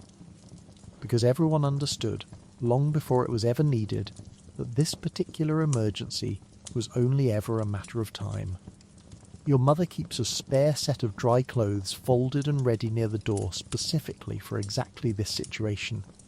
An unofficial household policy nobody remembers formally deciding on, but that everyone understands and maintains without fail, restocked the moment it's used, because you never know which night the next half-frozen knock is coming, or whose it will be. A traveller taken in this way becomes, for however many hours or days the storm demands, simply another member of the household, fed from the same table, given a share of whatever floor or bench space remains once the family's own sleeping arrangements are settled, and treated with a hospitality that has nothing to do with charity in the modern. Slightly distant sense of the word and everything to do with basic, mutual survival in a landscape that punishes isolation without mercy. Nobody asks for payment. Nobody really expects it, though plenty of grateful travellers have sent word or small gifts back once they've reached their destination safely, a kind of informal, ongoing ledger of frontier kindness that nobody keeps written records of, but everybody somehow remembers anyway. Conversation with a stranger, once the initial crisis of warming them up has passed, becomes its own small, unexpected gift to a household starved for outside contact through the long isolated months. A travelling peddler, a circuit preacher caught between towns, a family relocating further west and simply unlucky in their timing, whoever it is, they arrive carrying actual news from beyond your own small circle of visible horizon, stories and gossip and information about prices, politics, and events that your family would otherwise wait weeks or months to hear second-hand through the slow, unreliable channel of mail. You find yourself hanging on every word, asking questions long after you'd normally have drifted off to sleep, simply grateful for a new voice in the room. Even the stranger's accent or turns of phrase become a small point of fascination, a reminder that a whole wider world exists beyond your own small circle of familiar voices, and you've caught yourself, more than once, quietly practicing some unfamiliar expression a traveller used, trying it out under your breath long after they've gone, a tiny souvenir of contact with somewhere else. There's real risk in this openness too, of course, and every family understands it even while extending the welcome regardless. A stranger could, in theory, mean genuine trouble. And isolated homesteads have occasionally learnt that lesson the hard way, but the accepted wisdom out here, hardened by decades of collective experience, holds that turning away a traveller in a genuine storm carries a far higher moral and practical cost than the comparatively rare risk of welcoming someone unsavoury in from the cold. Your father keeps a rifle within easy reach regardless, a quiet, unspoken precaution rather than any real expression of active suspicion, because caution and hospitality out here are not considered contradictory instincts.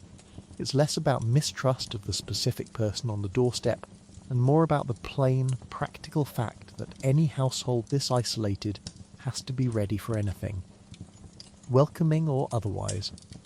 Sometimes the stranger turns out to be barely a stranger at all, a relative of a family 2 claims over, or a peddler who passed through last spring and remembers your mother's cooking fondly enough to mention it before he's even fully thawed. And the whole scattered, sparse community reveals itself in moments like these, to be considerably smaller and more interconnected than the empty miles between homesteads would ever suggest to an outsider looking at a map. By the time the storm finally breaks and the stranger's able to continue on their way, there's often a genuine, if brief, warmth to the parting. A stranger who arrived as an emergency, now leaving as something closer to a friend.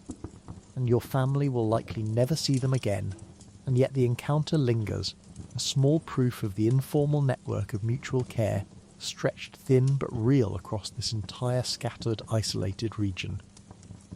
Every homestead is, in its own way, a link in a chain that nobody planned or organised, but that everyone, without exception, agreed to maintain the moment they staked a claim out here. Modern people lock their doors against strangers as a matter of basic common sense. You have learned through hard necessity that out here, an open door might just be the very thing that keeps you alive the next time it's you standing, frozen and desperate, on somebody else's front step. Word travels fast when a barn needs raising, faster than seems possible given how spread out everyone actually is.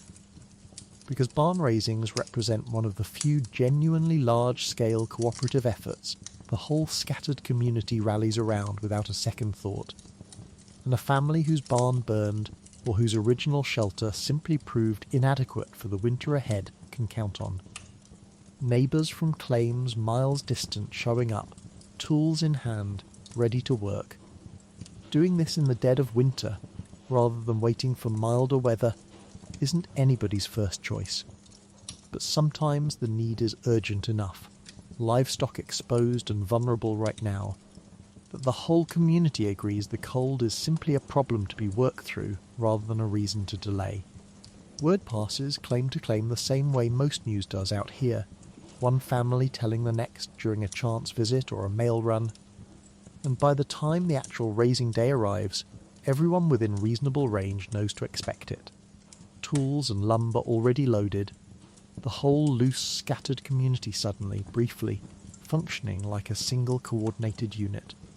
Wagons and sledges start arriving before full daylight, families bundled thick against the cold, bringing whatever lumber or timber they can spare along with their own labour. Because a proper barn requires real building material that a single struggling family often can't gather alone, and pooling resources across several households turns an impossible individual project into a genuinely achievable group one. Men set immediately to the heavy framing work, measuring, cutting and raising timber walls with the kind of practiced, coordinated teamwork that comes from having done this exact task, for this exact reason, more times than anyone particularly wants to count. The cold makes everything harder in ways that would surprise someone who's only ever built anything in comfortable weather. Nails driven into frozen wood behave differently, more brittle, more prone to splitting the timber if struck wrong, and hands wrapped in gloves thick enough to survive the temperature are considerably clumsier than bare hands would be, forcing a constant, frustrating trade-off between warmth and dexterity that every single worker on site negotiates individually throughout the day. Rope stiffens in the cold too, harder to knot securely, and more than one crew has lost precious minutes simply working feeling back into fingers gone too numb to properly grip a tool. Somebody's always assigned to keep a fire going near the worksite, purely for warming hands between tasks, a rotating duty usually given to whoever's youngest or most recently recovering from a close call with frostbite, and the whole crew cycles through it steadily all day, a few minutes thawing fingers by the flames before heading back to the framing. an informal shift system that keeps the entire operation from grinding to a halt purely from cold-numbed hands. Women, meanwhile, aren't standing idle, organising what amounts to a full-scale communal kitchen operation out of whatever space is available, coordinating a meal substantial enough to fuel a full day of hard physical labour in brutal cold, which burns calories at an entirely different rate than the same labour performed in July. Pots of stew simmer over whatever fire can be safely built near the worksite. Coffee gets brewed continuously and passed around in a steady rotation. Because hot liquid, more than almost anything else, keeps a body functioning through hours of standing exposed to the wind. Children run supplies back and forth, fetch tools, and generally make themselves useful in whatever small ways their size allows, absorbing, without anyone formally teaching it, exactly how a community actually functions when it needs to. The framing goes up section by section, walls raised and braced with the coordinated shouts and careful timing of a crew that trusts each other completely, because raising a heavy timber wall in a stiff prairie wind, cold hands or not, is not forgiving of mistakes, and everyone present understands the real physical danger involved if a section shifts wrong or a brace fails at the wrong moment. There's a particular satisfaction, though, in watching a skeleton of bare framing slowly, steadily become something recognisably barn, shaped over the course of a single long, exhausting day. A transformation that would take one family alone the better part of a week, accomplished instead between sunrise and the point where the light finally fails and everyone's simply too cold and too tired to safely continue. You've worked enough of these now to recognise the particular rhythm of the day, an early burst of energy while everyone's fresh and the cold still feels manageable, a long grinding middle stretch where the real progress happens through sheer stubbornness, and a final hour where everyone's running mostly on momentum and the simple unwillingness to be the one who quits before the walls are actually standing.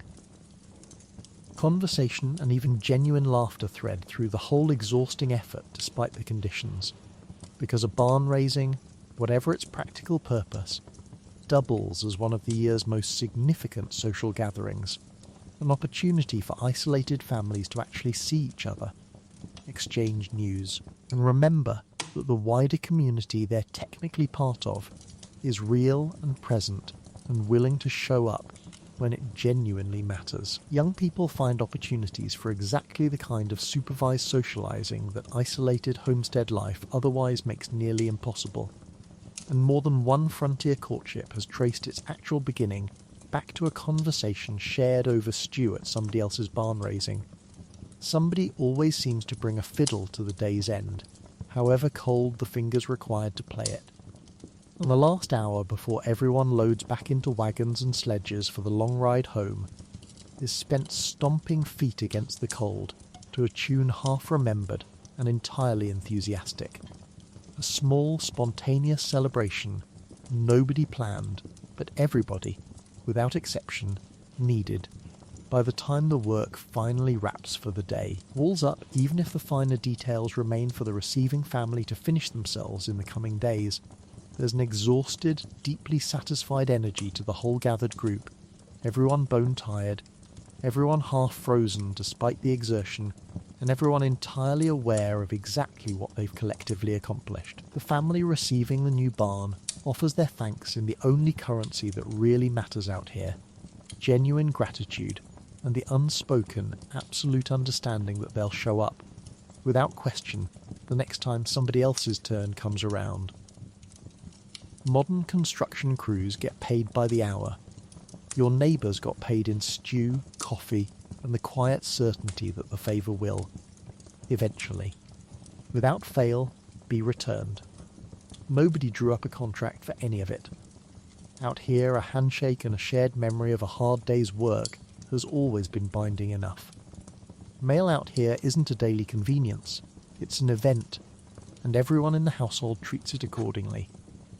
Because letters and newspapers from back east, wherever back east happens to mean for your particular family, Ohio, Pennsylvania, New York, or further still, arrive weeks late at absolute best, sometimes months, delayed by distance, weather, and a delivery system stretched thin across an enormous, still developing frontier infrastructure.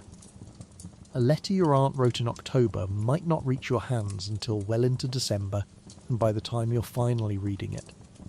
Whatever news it contains has long since been overtaken by whatever's happened since, making every letter feel simultaneously precious and slightly, strangely out of time. Getting mail at all requires a real trip, usually into whatever small town or trading post serves as the nearest post office. A journey that in summer might be a pleasant enough half-day outing, but in deep winter becomes a genuine undertaking, weighed carefully against the weather and the actual likelihood that anything's waiting for you. Families sometimes coordinate, one household making the trip and collecting mail for several neighbouring claims at once, because there's little sense in multiple families independently risking the same difficult winter journey when one careful trip can serve everyone. When mail does arrive, it becomes the genuine centrepiece of the evening. Everyone gathered close as your father or mother reads aloud, because reading skill isn't universal across every household, and shared reading solves that gap while also simply making the moment feel appropriately significant. News of a cousin's wedding, a grandparent's declining health, prices and politics and whatever minor local scandal has gripped the home community back east. Every detail gets absorbed and discussed at length, stretched out over multiple evenings sometimes, because a single letter has to satisfy weeks of accumulated curiosity about a world your family can no longer directly observe. You've noticed that the letters themselves start to feel different depending on the season they were written in, a summer letter carrying an easy, breezy tone that the household reads with a certain wistfulness in the dead of January, while a letter written by a relative during their own winter carries an entirely different, more sympathetic weight. Two households on opposite ends of a long journey, somehow managing to commiserate about the exact same season, separated by weeks of travel time. Newspapers, when they make the journey out intact, offer their own particular value, carrying national news that reaches you wildly delayed, but still, in its own way, genuinely new to a household this isolated. You read about events, political developments, disasters and discoveries that happened months earlier, entirely second-hand and considerably stale, but consumed with the same hungry attention a modern person might give to breaking news, simply because it's the only window available onto a wider world you're otherwise entirely cut off from for the winter's duration. Writing your own letters back becomes its own quiet ritual, paper and ink carefully rationed, evenings set aside specifically for composing careful, considered updates on your family's own situation, the harvest, the weather, births and illnesses and small local happenings that would mean nothing to a stranger but mean everything to a relative back east anxiously wondering how you're all faring through another prairie winter. You choose your words with real care, knowing the letter won't arrive for weeks and won't be answered for weeks more after that, an entire conversation stretched out across a span of months that would strike any modern person, accustomed to instant replies, as almost unbearably slow. You've taken in recent years to keeping a running list through the weeks between mail trips, small events and observations jotted down purely so you don't forget them by the time there's actually a letter to write, a habit that slowly, without you quite noticing it happen, turned into something closer to a private journal, your own small record of a life that would otherwise leave no trace beyond memory. There's a particular ache buried in this correspondence too, a homesickness that letters both soothe and, in their own way, sharpen, because reading detailed news of a world you've deliberately left behind, however necessary or hopeful that choice was, reminds everyone in the household exactly what's been given up in exchange for this claim, this land, this difficult but hopefully eventually rewarding new life. Your mother sometimes reads a particularly warm letter from her own mother twice through, the second time quietly, to herself, and everyone at the table understands, without a word needing to be said about it, exactly what that second reading means. And yet these letters carry real hope too, not just homesickness, Updates on how the claim's coming along, how the children are growing, small triumphs worth sharing even at a month's delay. Because letters flow in both directions, and the family back east is just as hungry for news of you as you are for news of them. Some homesteaders even convince relatives to eventually follow them out, an entire extended family gradually relocating claim by claim, based largely on the encouraging, carefully optimistic letters sent home across exactly this slow, patient channel. Your father keeps every letter ever received in a small tin box by his side of the bed, ordered by date, and on the very worst evenings of the very worst winters, you've caught him reading through the older ones again. Not for any new information they might contain, but purely for the comfort of familiar handwriting from someone who loves him, proof that a whole warm, remembered world is still out there, still standing, still waiting patiently for spring to bring it a little closer. Modern people complain about a delayed text message. You are having entire real conversations, genuinely significant ones, spaced out across months at a time, and somehow, remarkably, still managing to feel closer to people you haven't seen in years than plenty of modern people feel towards someone in the very same room. Sickness on this homestead is never a small matter, because there's no doctor down the road, no pharmacy stocked with reliable medicine, just whatever knowledge your mother carries, passed down through her own mother before her, and whatever supplies the household managed to put up before the roads closed for the season. A winter cough that would send a modern person to a clinic for a 5-minute appointment, and a prescription becomes, out here, a genuinely serious household concern. Tracked carefully, treated with whatever remedies are actually available, and watched for the warning signs that separate an ordinary cold from something considerably more dangerous. Your mother's remedy chest, more a collection of jars and dried bundles than any formal medical kit, holds the accumulated wisdom of generations. Onion syrup, sliced onions layered with sugar and left to draw out their juice overnight, gets spooned out for coughs with a confidence that would surprise a modern doctor, and to be fair, works reasonably well for soothing an irritated throat, even if it's doing considerably less than the germ theory of the following century might have hoped. Mustard plasters, a paste of ground mustard seeds spread on cloth and applied to the chest, draw heat and blood to the area for congestion.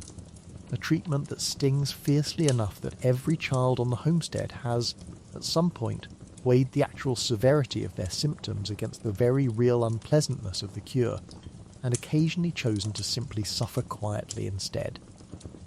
Willow bark tea, brewed from the inner bark of willow trees where they can be found along a creek bottom, serves as a genuine, actually effective pain reliever, containing the same basic compound that would later be refined into aspirin, a fact your mother has no formal knowledge of, but that centuries of accumulated practical observation taught her regardless.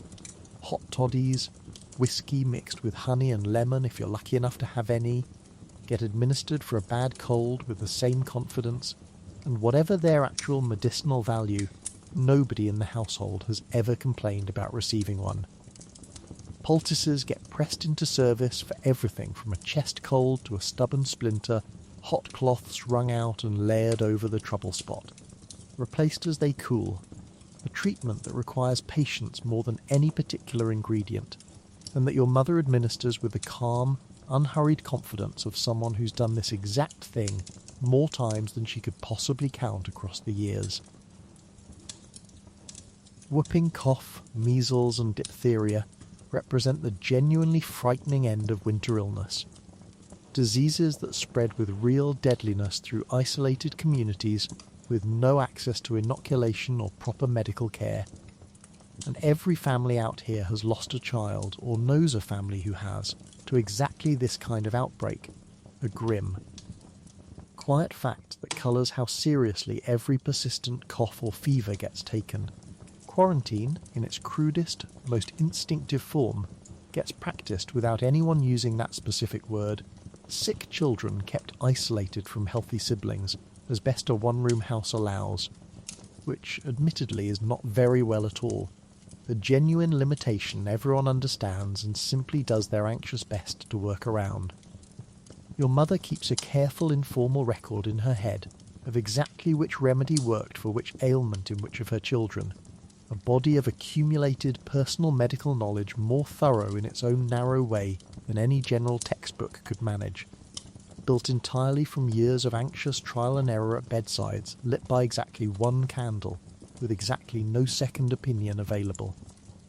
Superstition and practical medicine blur together seamlessly in this world, a folk remedy and a genuinely effective treatment sitting side by side in the same mental category without much distinction drawn between them.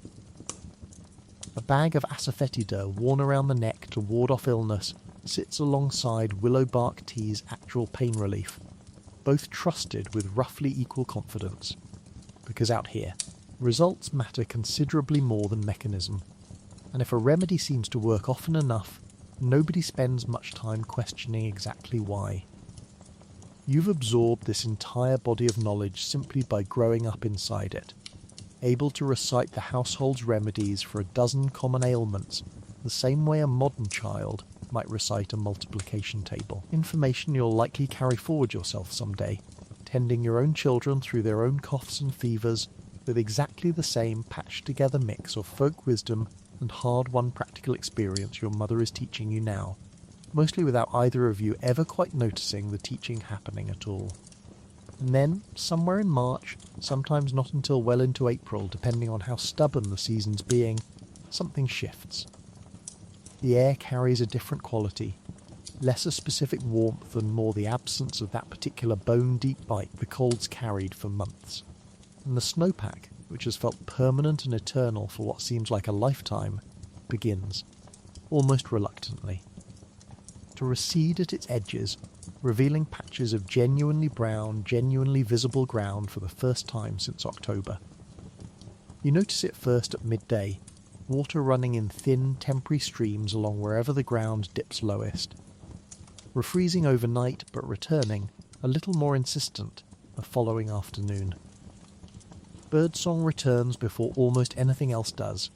A handful of unfamiliar calls drifting across the yard on some ordinary March morning, and you stop dead in the middle of whatever chore you're doing just to listen, genuinely startled by the sound after a winter that offered nothing but wind and silence, your whole body registering the change before your mind's even fully caught up to what it's hearing. The whole household feels it before anyone says it aloud, a lightening, a loosening of the tension that's been quietly present in every winter conversation and every anxious glance at the fuel box or the root cellar's dwindling supplies. Your mother starts talking, cautiously at first, about the garden, about which seeds survived storage, about the specific timing of planting once the ground's finally workable again. Your father spends an evening looking over tools that have sat idle all winter, already mentally rehearsing the spring ploughing that will, soon enough, replace ice chopping and chip gathering as the season's dominant labour.